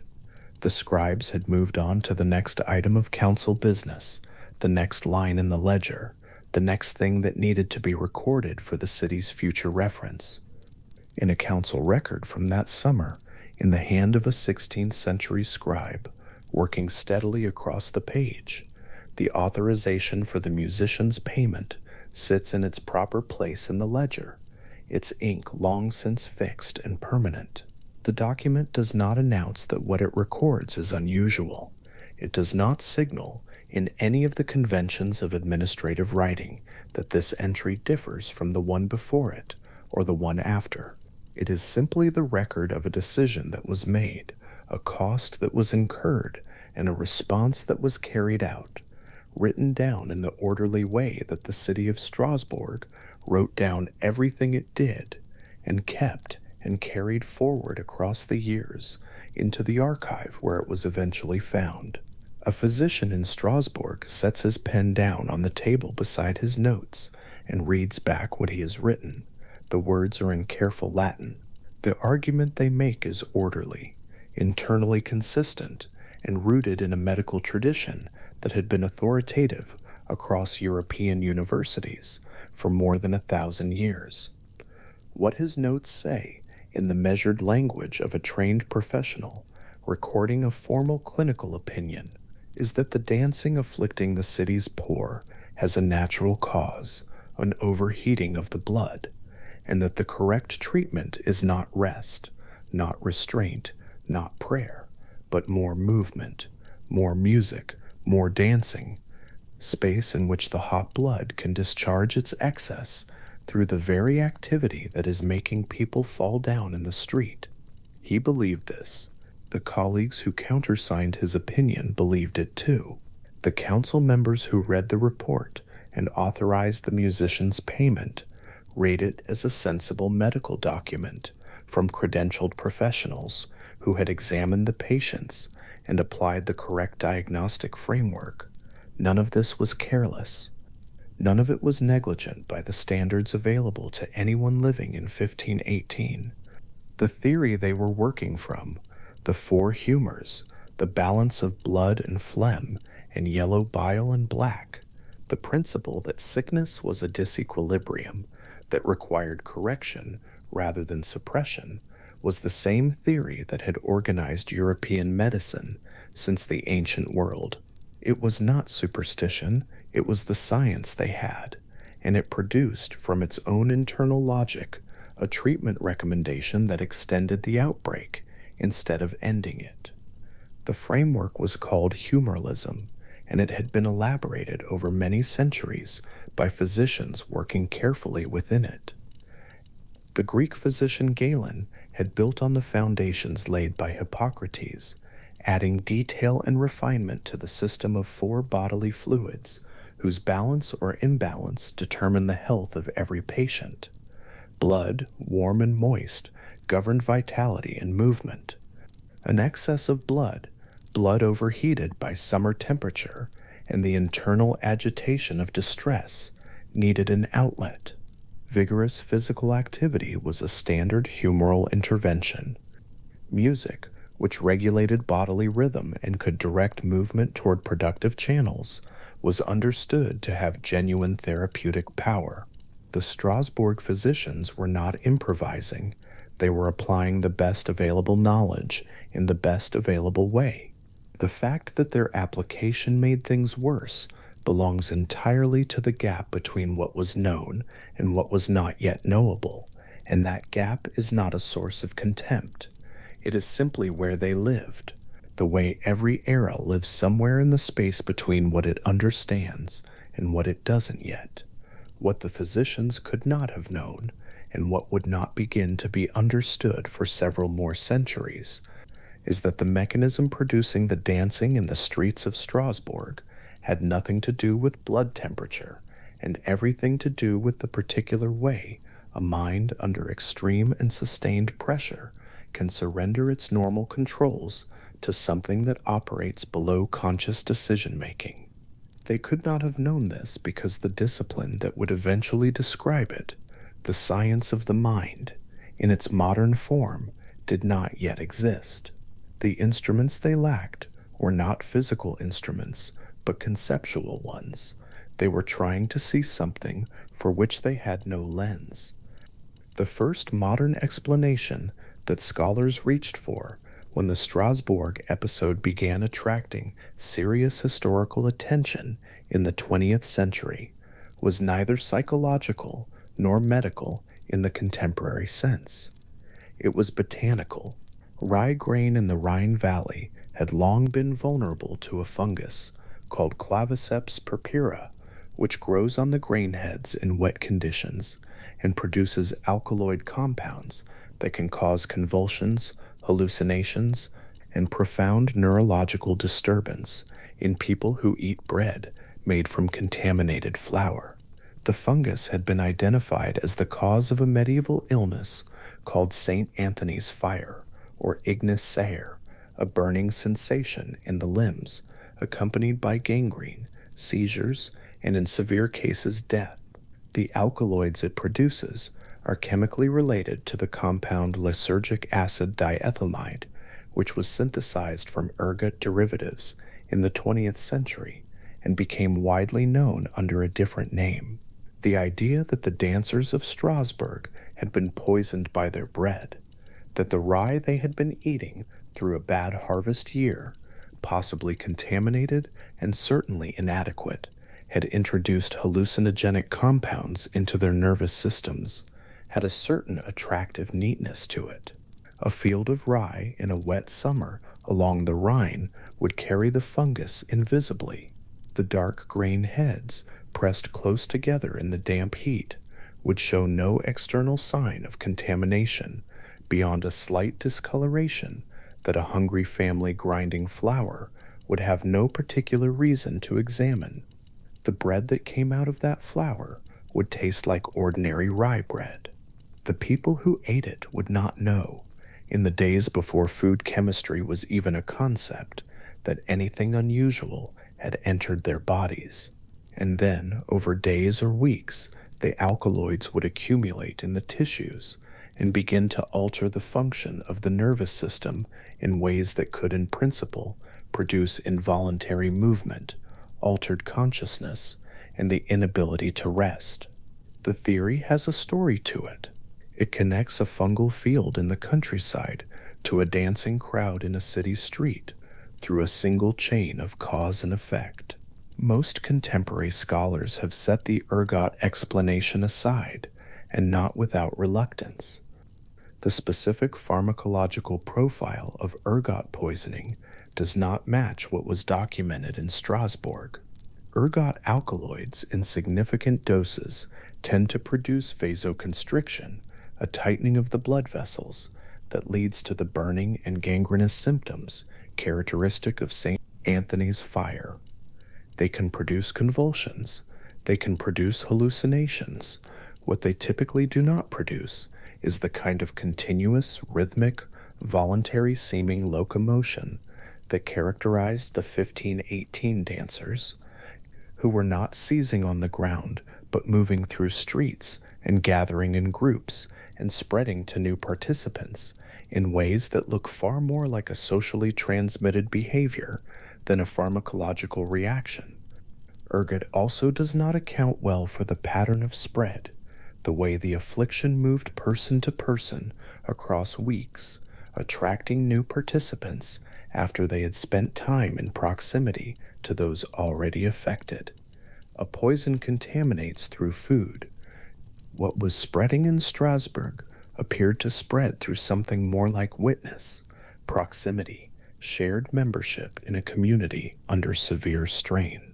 The explanation that has drawn the most sustained scholarly attention, and that fits the documented features of the 1518 episode most completely, belongs to a category of phenomenon that was being studied and documented long before it acquired a name. What happened in Strasbourg? The transmission of a shared physical symptom through a group under collective stress without an organic cause, following cultural templates already established in the minds of those affected, is now recognized as a well-documented pattern in the medical and social scientific literature. The clinical name for it is mass psychogenic illness. The name is recent, the phenomenon is very old. Mass psychogenic illness, at its plainest description, is a process by which a group of people, under significant shared stress, develop shared physical symptoms that have no organic cause and that spread from person to person through social contact rather than through biological transmission. The key features that distinguish it from other kinds of collective event are well established in the literature. The symptoms are real, not performed. The people experiencing them genuinely feel and cannot voluntarily stop them. The spread follows social networks and proximity rather than biological exposure pathways. The affected group typically shares a common stressor, a specific fear, a specific deprivation, a specific social condition, and the symptoms tend to take a form that is already culturally available, already imaginable within the shared belief system of the affected community, because the mind reaching for an expression of distress reaches first for shapes it already knows. In the case of Strasbourg in 1518, the culturally available shape was already centuries old. The belief that a saint, and Saint Vitus specifically, could afflict a person with compulsive dancing as a punishment or a visitation was not an obscure or unusual feature of late medieval religious life. It was a well-established element of the devotional landscape that the laboring poor of Strasbourg had grown up inside. The dancing saint had a name, he had shrines, he had a feast day. The population of the city knew, at some level that did not require formal articulation, what it looked like when someone was taken by St. Vitus. When Frau Trophea began moving in the street and could not stop, the people watching her from doorways had access to a framework that made the event recognizable, and recognizable events in communities under stress can spread. The spread of psychogenic symptoms through social transmission is not a metaphor or a vague cultural claim. It is a documented mechanism. When a member of a tightly bound group begins exhibiting a symptom that the group's shared cultural framework codes as significant as a possible visitation, a possible illness, a possible expression of something that is collectively felt, other members of the group who share the same underlying stress, who are primed by the same fears and the same conditions, are more likely to begin exhibiting the same symptom. The mechanism is not weakness or suggestibility in any pejorative sense. It is the nervous system doing what nervous systems do under sustained and unresolvable pressure, finding a path through the body toward the outside world, using the forms that are already available.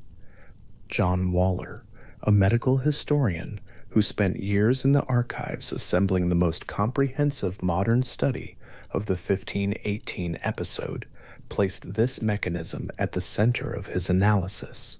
Waller worked at Michigan State University, and his 2008 book on the dancing plague brought together the civic records, the contemporary chronicles, the humoral medical documents, and the social and religious history of the period into a single argument.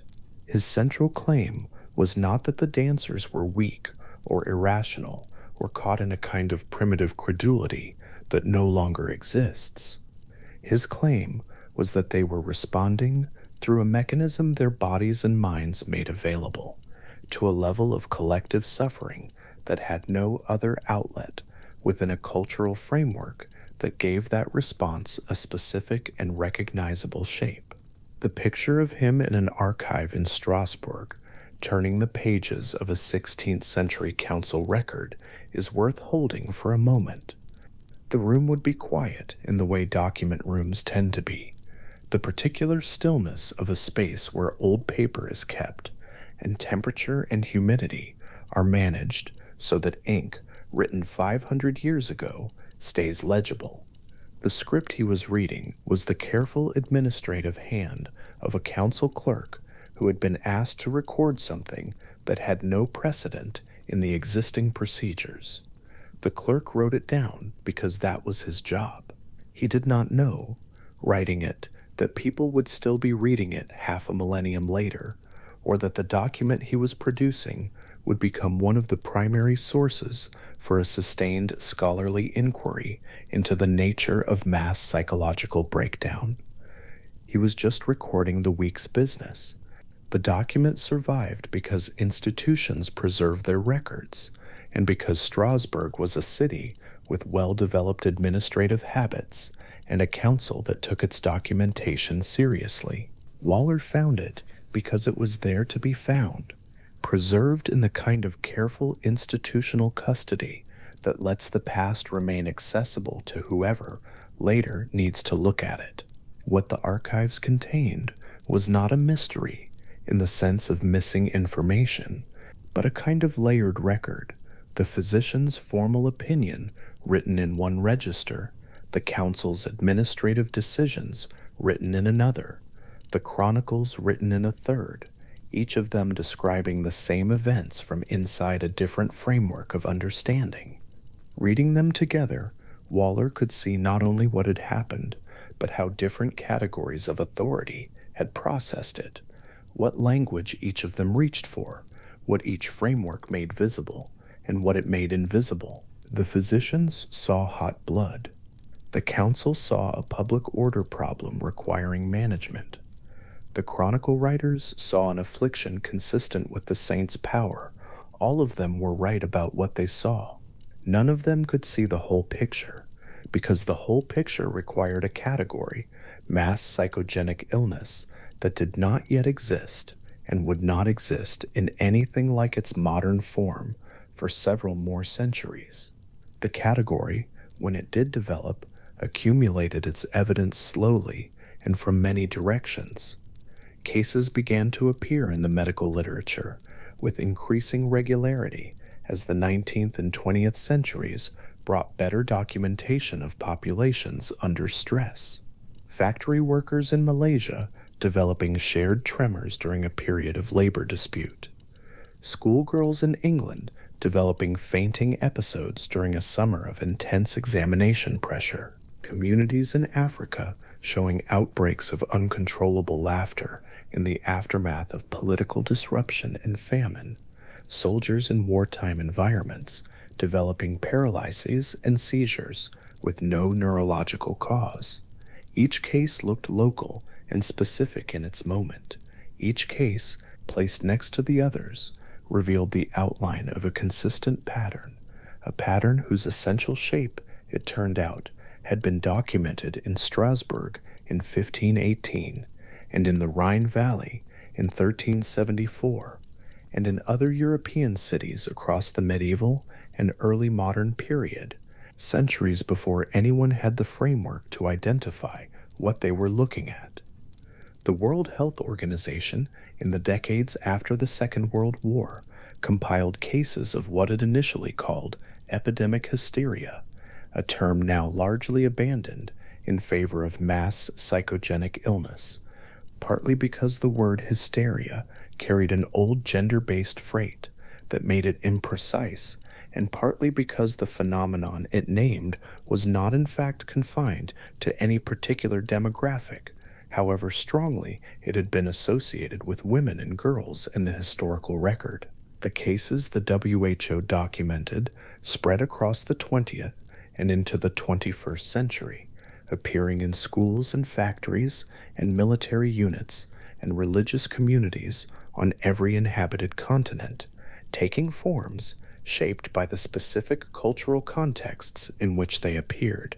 In some communities, the shared symptom was laughter, in others, fainting, in others, tics and convulsions.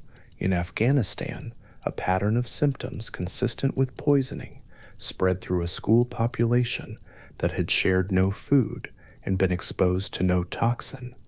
In Colombia, a group of students at a single school developed seizure-like episodes that spread across a period of weeks. In Tanzania, in the 1960s, an outbreak of uncontrollable laughter moved through a community over a period of months. In each case, the affected population shared identifiable stressors. In each case, the symptoms followed social networks. In each case, removal from the affected environment or community often produced rapid improvement. In the autumn of 2011, in the town of Leroy, in upstate New York, a group of teenage girls at a local high school began exhibiting a pattern of uncontrollable tics and verbal outbursts that spread over several weeks to more than a dozen students. The school building itself was examined for toxic contamination. The water supply was tested. Environmental agencies were involved. No physical cause was found. The eventual diagnosis reached after considerable public attention and a period in which multiple competing explanations circulated in the media was a cluster of mass psychogenic illness linked to stress and social contagion within a specific close-knit school community. The girls were real. Their symptoms were real. The distress their families experienced watching the outbreak progress was entirely real. What was not present was a poison or a pathogen. What was present was the same mechanism that had been present in a Strasbourg street nearly 500 years earlier, a group of people under collective pressure, sharing a community of attention and feeling, whose bodies found a shared form for the weight they were carrying. Leroy and Strasbourg are separated by 5 centuries and several thousand miles, and every conceivable difference in material circumstance, diet, religious framework, and social organization. The girls in Leroy were not laboring in weaving houses in an Alsatian summer. They were not facing famine or recurring plague or the specific religious terrors of the late medieval world. Their stressors were the stressors of a particular community in a particular American town in the early 21st century, and the form their distress took, tics and verbal outbursts, rather than dancing, reflected the forms available to them, the shapes their own cultural context made legible as expressions of something unmanageable. What connected the two events was not geography or religion or economic condition or the specific content of what was felt. What connected them was the mechanism, the way a nervous system under sustained pressure can find an exit through the body, and the way that exit, once found by one person in a community, becomes available to others in the same community who are carrying the same weight. This is worth slowing down on for a moment, because it is the part that tends to get lost in discussions that focus either on the medieval strangeness of the Strasbourg case or on the clinical terminology of its modern diagnosis. The people who danced in 1518 were not responding to an imaginary problem with an imaginary body. They were responding to a real problem, sustained, unresolvable, collective suffering of a specific and extreme kind, with a real body through a real mechanism that they could not prevent or control. The dancing was not performance, it was not madness in the dismissive sense. It was not evidence of a simple or credulous population being overwhelmed by superstition. It was the result of a nervous system doing what nervous systems do, filtered through the specific cultural forms available in a specific place and time. The cultural forms changed the shape the distress took. They did not invent the distress or diminish its reality. The cultural form that gave the 1518 outbreak its specific shape was the tradition of Saint Vitus and the dancing saint. This tradition was not unique to Strasbourg. It had been established across a wide region of medieval Europe through the 1374 outbreak in the Rhine Valley, an episode that had affected multiple cities in the aftermath of the Black Death's repeated devastations during a period of intense apocalyptic religious expectation. People who had lived through the Black Death, who had watched between a third and a half of the European population die within a few decades, who were living inside an eschatological framework that took seriously the possibility that the world was ending or had already been abandoned, had very little psychological margin. The 1374 dancers moved through Aachen and Cologne and Metz and Strasbourg, and the episode was recorded in chronicles and encoded in the collective memory of the region as evidence of what St. Vitus could do. By 1518, the specific form of the saint's visitation, involuntary dancing, the inability to stop, was already part of the cultural inheritance of every person living in the Alsatian Rhine Valley. It was already available as a shape.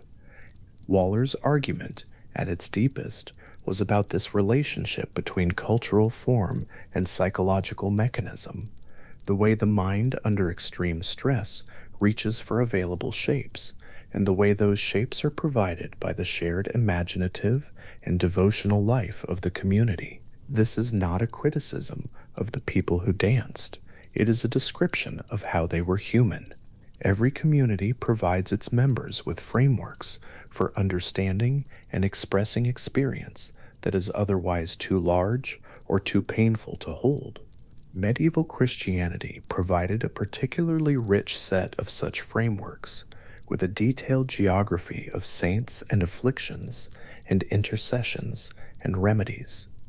St. Vitus was already in the room in the minds of the people who began to dance long before the first movement began.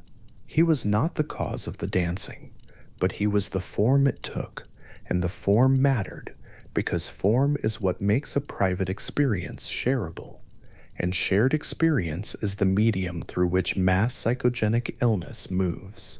The question of why women, and particularly poor women, appear with greater frequency than men in the historical records of dancing outbreaks is one that Waller and other scholars have addressed with some care. The answer they offer is not a simple one, and it does not reduce to any single cause. Women among the laboring poor of medieval and early modern Europe occupied a position of particular social constraint, excluded from the formal structures of guild membership and civic participation, subject to household authority, with limited recognized avenues for expressing or resolving distress, carrying the specific anxieties of childbirth and child mortality and household precarity without access to the institutional buffers that men of their class could at least partially access. The body, in such a context, was not a strange place for distress to emerge. It was one of the few places where experience that had no other recognized outlet could become visible, legible, and in the specific religious framework that governed understanding, potentially even meaningful. A woman seized by St. Vitus was not merely suffering. She was participating in a recognized category of sacred visitation, with a recognized remedy and a recognized destination. The shrine at Saverne was real. The journey was possible. The framework, however distressing, contained within it the outline of a path. This is one of the stranger things to hold about the 1518 episode, that the belief system which helped produce the outbreak also contained, built within it, the mechanism for the outbreak's eventual resolution. The saint who danced people against their will was the same saint who at his shrine could release them. The pilgrimage to Saverne was not a detour from treatment. In the terms available to the people who undertook it, it was the treatment the correct ritual response to a recognized category of sacred distress. And in the terms now available to scholars looking back, the removal of affected individuals from the community of contagion, the physical journey through countryside that was neither the city nor the densely suffering neighborhood where the outbreak had begun, the ritual completion of a recognized procedure with a recognized outcome. These were not obviously inferior to what the city physicians were providing with their musicians and their guild hall dance floors. They may, in fact, have been more effective. The dancing subsided. The records do not give an exact date for when the last of the dancers stilled, or a clean narrative of resolution. History rarely provides those, because the people living through events rarely notice the moment an episode ends the way they notice the moment it begins. The council records simply stop mentioning the measures. The chronicles move on to other events.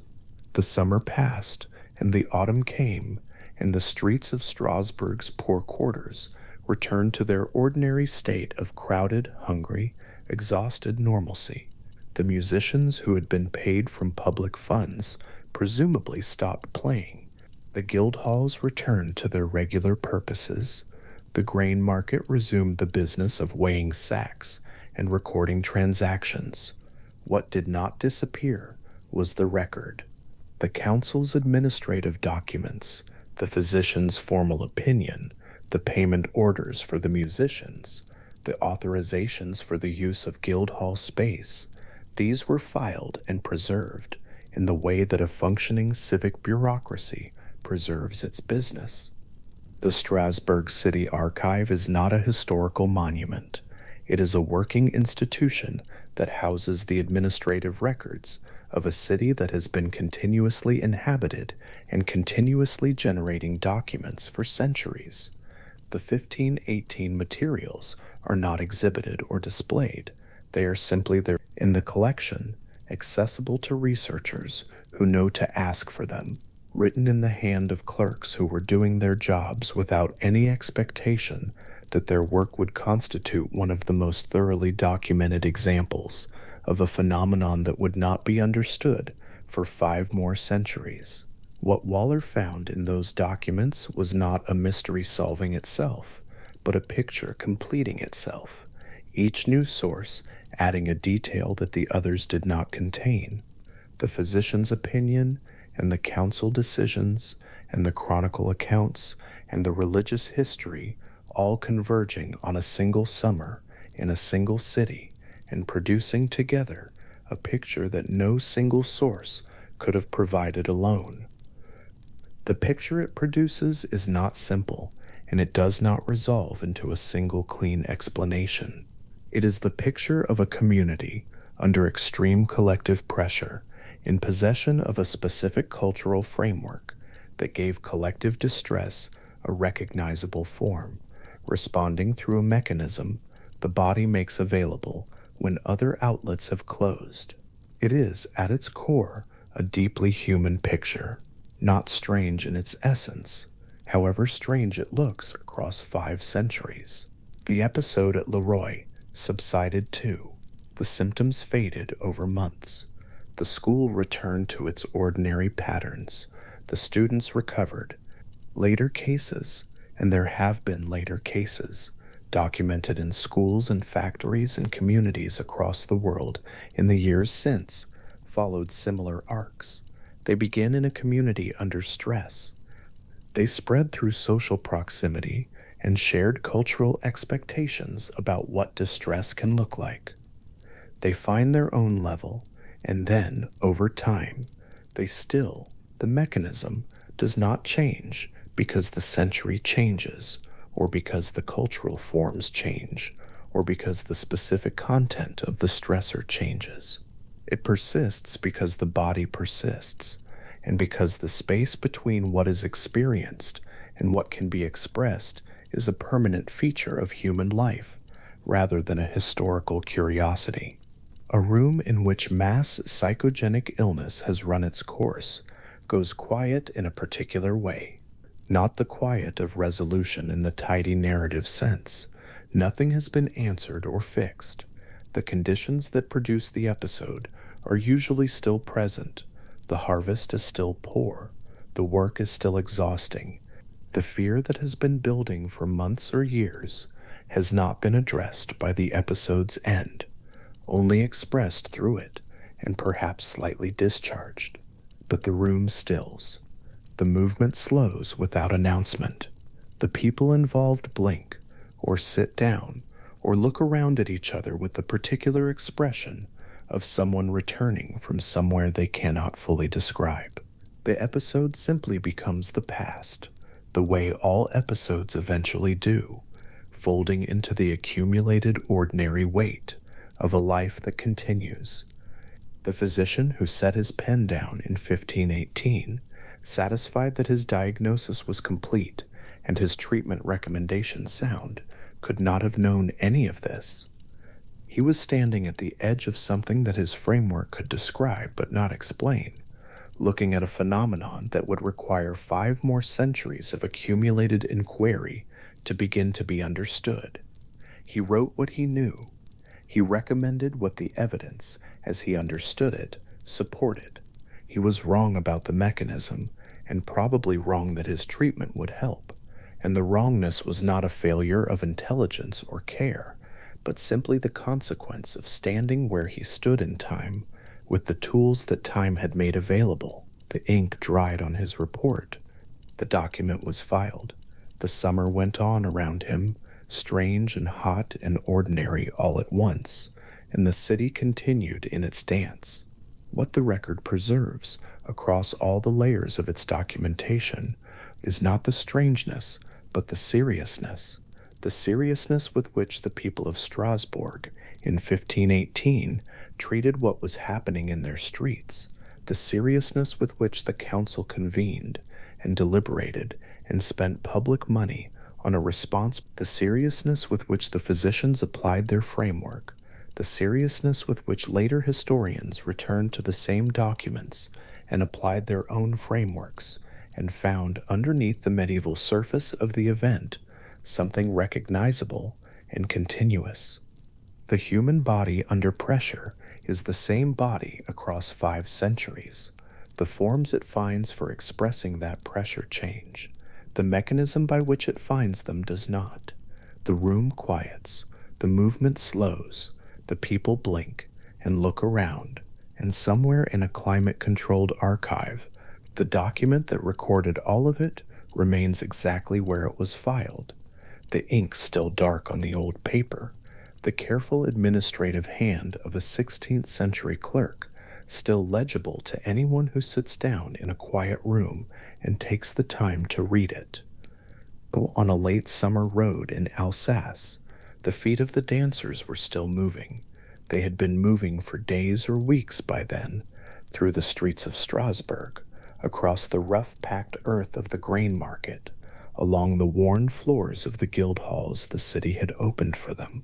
And now, in the last weeks of the outbreak, some of them were walking or being walked, guided, carried along by attendants, and by whatever force had been running through them since July, along the road that led northwest out of the city, toward the foothills of the Vosges, toward a chapel dedicated to the saint whose name had become attached to what was happening to them. The road to Saverne was perhaps 20 miles.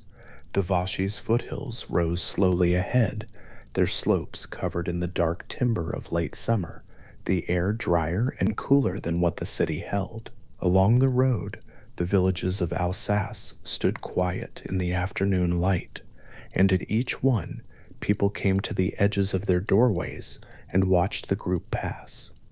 Saverne was a small settlement in the Vosges foothills, roughly 20 miles northwest of Strasbourg, and at its edge stood the chapel where St. Vitus was venerated. The journey there from the city would have taken the better part of a day on foot, through the flat Alsatian plain where the roads ran between fields of grain and the stands of trees that broke the landscape into its familiar sections.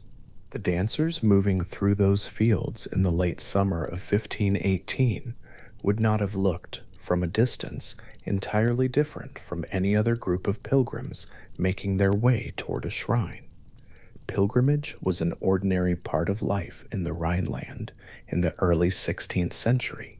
Groups of people walking toward sacred sites, toward places where healing was expected and intercession sought, were a familiar sight on roads like the one that led to Saverne. What made this group different was apparent only when a watcher drew close enough to see that the feet of many among them were not walking in the usual way, that the movement was not the ordinary movement of pilgrims, but the same continuous, involuntary motion that had characterized the whole of the outbreak, simply relocated from the city streets to the open road. The chapel at Saverne held a carved image of St. Vitus.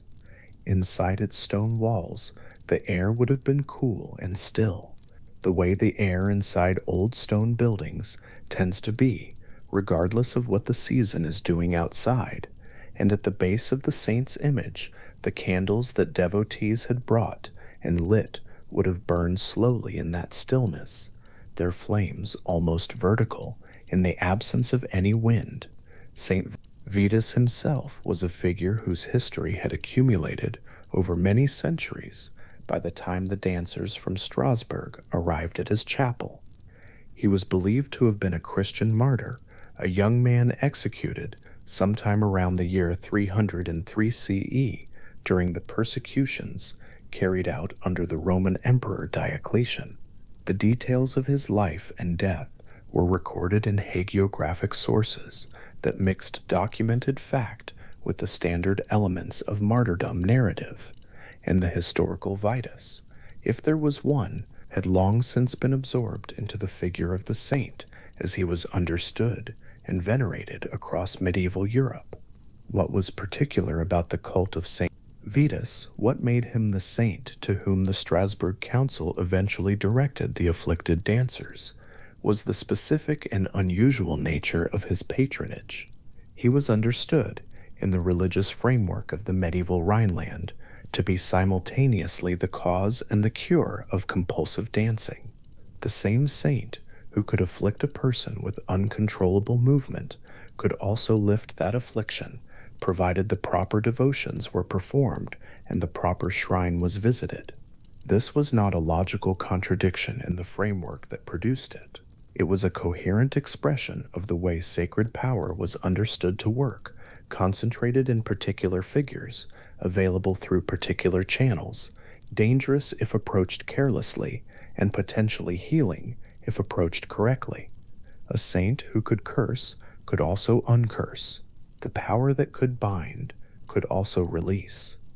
To bring the dancers to the chapel of St. Vitus was, from within the belief system that organized the lives of the people making the decision, an entirely reasonable response to what was happening in the city. The concept of a dancing curse attached to this saint's name had roots that ran back well before 1518.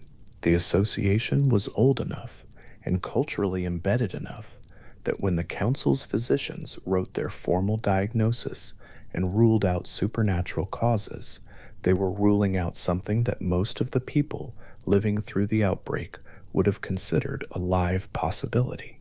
The saint's name had been attached to dancing afflictions in the Rhineland for at least a century and a half, and probably longer than that. What the council did, in arranging the pilgrimage to Saverne, was not a contradiction of the physician's natural diagnosis, but a supplement to it, a second channel of remedy operating alongside the humoral treatment, the music, the Guildhall floors. The outbreak of 1374 had moved through the Rhine Valley with a scope and a character that the people of 1518 would have known about, at least as cultural memory and inherited story. In 1374, in the years following the Black Death's devastation of European populations, and during a period of intense religious anxiety and apocalyptic expectation, a dancing epidemic had spread through multiple Rhine Valley cities almost simultaneously.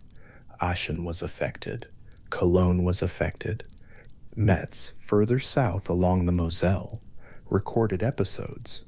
Strasbourg itself had experienced dancing in 1374, which meant that the city the council members were sitting in during their 1518 deliberations had a memory of this kind of event, not a recent memory, but one preserved in chronicles and in the kind of cultural residue that accumulates around events that were frightening enough to be written down. The 1374 episode was larger in some respects than what Strasbourg saw in 1518. The geography of it was wider, and it appeared at multiple sites more or less at once, spreading through the religious and commercial networks that connected Rhine Valley cities to one another. It occurred in a particular religious climate, the aftermath of a plague that had killed perhaps a third of Europe's population in a few years, leaving communities disoriented, and the surviving population living with an intensity of religious feeling that was difficult for later centuries to fully imagine. The dancing of 1374 was accompanied by reports of religious ecstasy, of visions, of the afflicted calling on saints and demanding to be brought to particular shrines.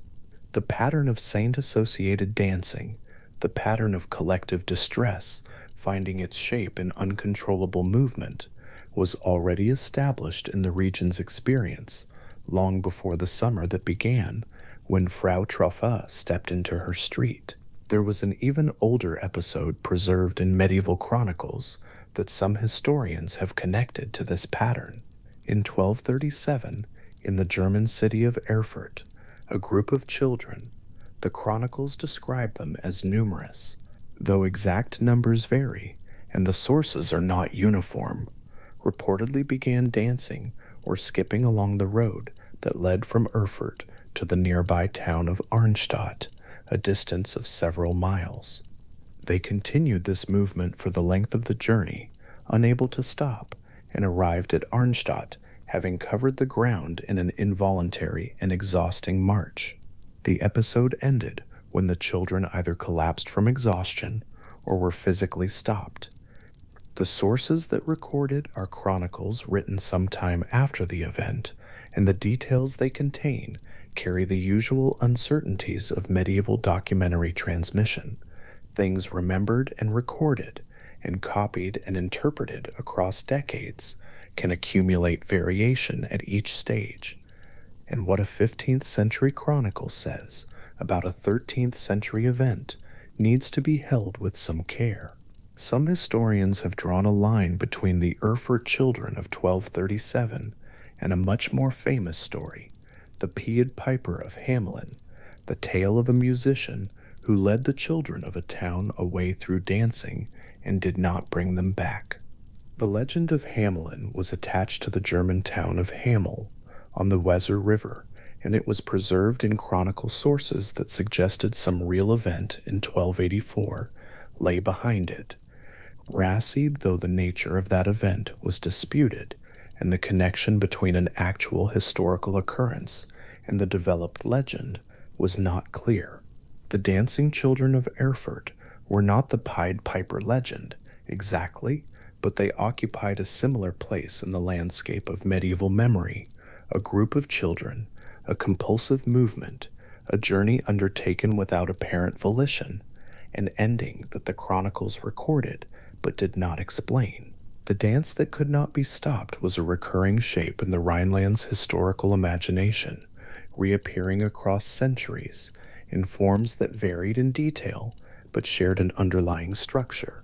That structure, collective movement, involuntary and prolonged, occurring in communities under pressure and expressed in the religious and cultural language available to those communities, was something the late 16th century did not have a single agreed vocabulary for, and that subsequent centuries would approach with different frameworks and arrive at different conclusions about. The humoral physicians of 1518 had their diagnosis. The religious authorities who directed the pilgrimage to Severn had their framework.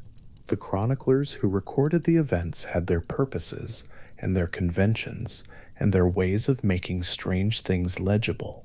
What all of them shared was the experience of watching something that did not fit neatly into the categories their training had prepared them for, and the effort of fitting it as best they could. The road back from Severn for those dancers who made the return journey would have been the same road they had traveled out, the same flat Alsatian landscape, the same villages on either side, the same Rhine Valley plain stretching east toward the river. Whether the pilgrimage ended the dancing for those who undertook it is not uniformly recorded in the sources that survive. The outbreak does appear to have subsided in the autumn of 1518, the number of active dancers declining and eventually ceasing, the guild halls and the grain market returning to their ordinary functions. The musicians hired from public funds finished their engagement and were paid. The council's deliberations moved on to other business. The city went back to being a city. The records made during those weeks, however, did not disappear. The civic administration of Strasbourg maintained its documents with the care that prosperous German-speaking cities brought to their record-keeping in this period, and the papers generated by the council's response to the dancing outbreak, the consultations with physicians, the authorization of musicians, the arrangements for the pilgrimage were filed and preserved alongside the routine business records of the city. A 16th century Strasbourg scribe, writing up the council's decisions, would have used the same careful administrative hand for the hiring of musicians to play for uncontrollable dancers as for the regulation of the fish market or the repair of the city's walls. The document was the document. The filing system did not make distinctions based on the unusualness of the content. This preservation was not accidental, exactly, but it was not done with an eye toward the centuries. No one in 1518 was keeping records because they thought future historians would want to read them. They were keeping records because that was how a Reichsstaat administered itself, how it demonstrated its accountability to its citizens and its legitimacy as a self-governing body. The records were a product of civic procedure, not of foresight, and their survival across 5 centuries was the product of further civic procedure, the maintenance of archives, the careful storage of documents through the various upheavals that the city experienced across the following 500 years. Strasbourg was occupied and liberated, and occupied again, fought over and rebuilt, its political status changing across the centuries from free imperial city to French city to German city and back to French city, and through all of those transformations, the archive maintained its holdings.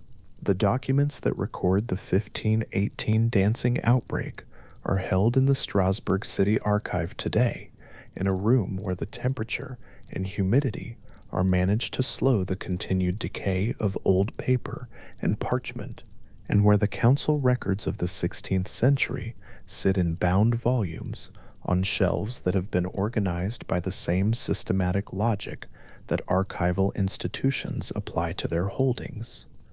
The room holds hundreds of years of administrative decisions. It holds the records of markets and walls and bridges and disputes, of apprenticeships and guild regulations and tax assessments. The records of the summer of 1518 are part of that larger accumulation, unusual in their content, unexceptional in their physical form, filed in the order that made sense to the institution that produced them. A researcher reading those records for the first time would have the particular experience of seeing an events documentary trace before they see the event itself, the administrative language that surrounds the dancing, the formal decisions that respond to it, the financial records that record the payment of the musicians. The dancing itself appears in the documents only through its effects on the council's agenda and its expenditure. The documents are not a description of the dancing. They are a description of what the dancing required the city to do, and through that description, the dancing becomes visible in outline. the shape of something pressing against the surface of the record from the other side. John Waller arrived at those documents with the background of a medical historian and a specific interest in the way beliefs about the body and illness changed across the early modern period.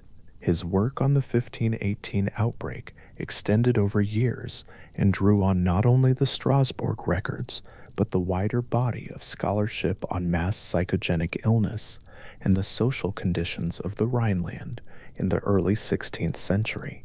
The book he published in 2008 was the most comprehensive modern account of the episode, and it placed the dancing in a framework that connected the specific circumstances of Strasbourg's poor in 1518, the failed harvests, the epidemic diseases, the social pressures on women in the laboring class, to the wider patterns of collective stress response that medical research had documented across many different contexts and time periods.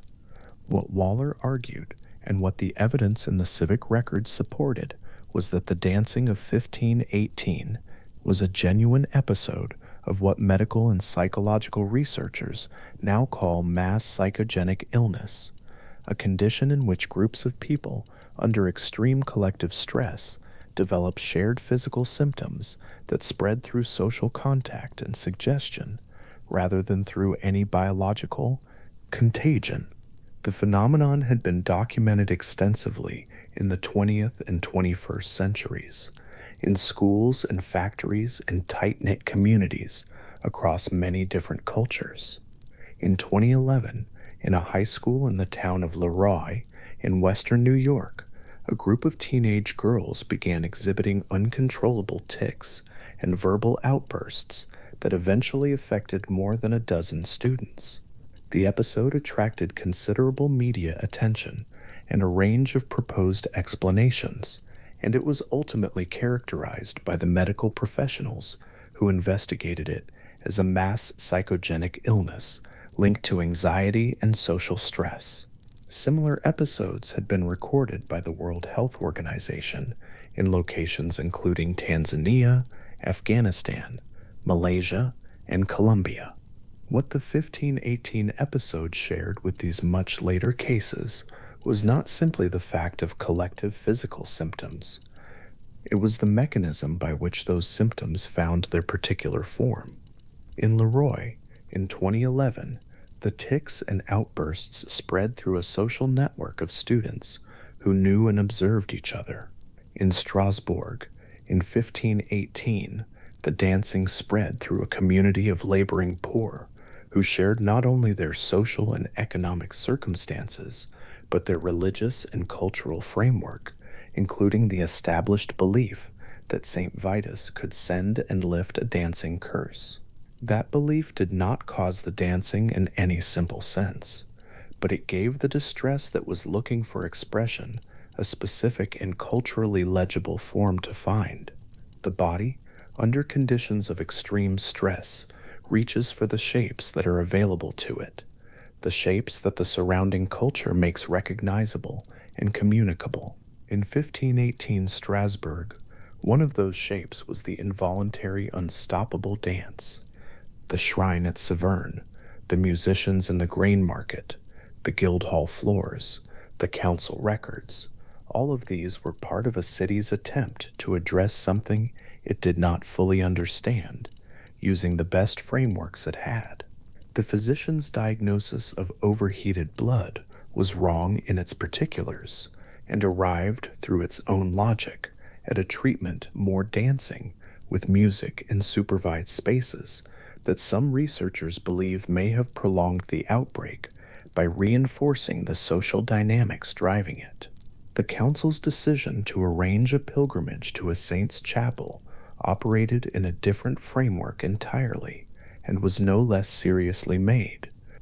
The gap between what was happening and what could be understood about it was enormous, and the people on both sides of that gap, the council members deliberating in their chamber, the dancers moving across the Guildhall floors, were navigating it as best they could with what they had. The Strasbourg of the present century does not look very much like the Strasbourg of 1518. The city is now among the most significant institutional sites in contemporary Europe, housing the European Parliament and the Council of Europe, its older districts pressed up against the glass and steel structures of modern international governance. The Cathedral of Our Lady still stands at the center of the old city, its single completed spire rising above the surrounding buildings, its stone darkened by centuries of weather. The street plan of the historic center retains features that would have been recognizable to someone navigating Strasbourg in the early 16th century, though the streets have been widened and paved and the buildings along them rebuilt and rebuilt again across 500 years of alteration. The Rhine still runs along the eastern edge of the city. The Vosges Hills are still visible on clear days to the west. The city maintains the 1518 dancing outbreak as part of its civic and historical identity. Local historical societies and cultural programs treat it as a documented event of genuine historical significance, not as a curiosity or an embarrassment, but as something that happened here, that is recorded in the archive that still exists here, that belongs to the long and layered story of this particular city and the people who have lived in it. There are researchers and scholars who continue to study it, and the questions they bring to it have continued to change as the broader frameworks of medical history, social history, and the study of collective behavior have developed. The event is not exhausted. It does not have a final interpretation. It continues to sit in the archive, available to whoever arrives with a new set of questions. The summer of 1518 lasted its ordinary length. The heat that pressed down on Strasbourg through July and August followed the usual pattern of Rhine Valley summers, building in the afternoons and releasing somewhat at night, the river carrying its flat light through the hottest hours. The grain market, the guild halls, the narrow streets of the poorer districts, all of these continued to exist as places after the dancing stopped. The dancers went back to being laborers and weavers and domestic servants, the ones who survived, the ones who could. The musicians who had been paid from public funds went back to their ordinary work. The physicians who had written their diagnosis of overheated blood went back to their practices. The council moved on to its next item of business. What remained was the record, not a complete record, the lives of the individual dancers, their names and circumstances, and what happened to them after the autumn of 1518. These things are mostly gone, absorbed back into the undocumented mass of ordinary life that leaves no trace in administrative archives. Frau Trafia, whose name was recorded because she was the first, does not appear again in the surviving documents. Her subsequent history, if it was recorded anywhere, has not survived. She danced into the record and then out of it, and what she did in the years after the summer of 1518 is simply not known. That is the nature of the archive and of the lives it holds.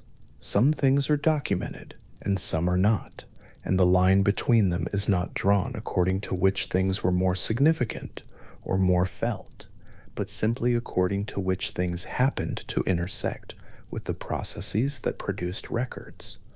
The road to Saverne has been paved and widened since the 16th century. The villages along it have grown or contracted according to the fortunes of the centuries, and the landscape around them has changed with agriculture and industry and the ordinary work of time on a settled place. The chapel where St. Vitus was venerated has had its own history across 500 years, as religious and political conditions changed, and the cult of saints underwent the various pressures that post-Reformation Europe brought to bear on it. The Vosges Hills behind it have not changed in any way that would be noticeable from the road. What the dancers who made that journey in 1518 found at the end of it is not described in detail in the surviving sources. Whether they were healed, whether the movement stopped at the chapel or continued after it, whether the pilgrimage felt like a remedy or like one more stage in an experience that had already gone on far longer than the body could easily sustain, these things are not recorded. What is recorded is that the council arranged the pilgrimage, and that the pilgrimage took place, and that by the autumn of 1518 the outbreak had subsided. Whether those two things were connected in the way the council hoped they would be, or whether the episode simply ran its course, is not something the documents can settle. The Rhine does not record anything.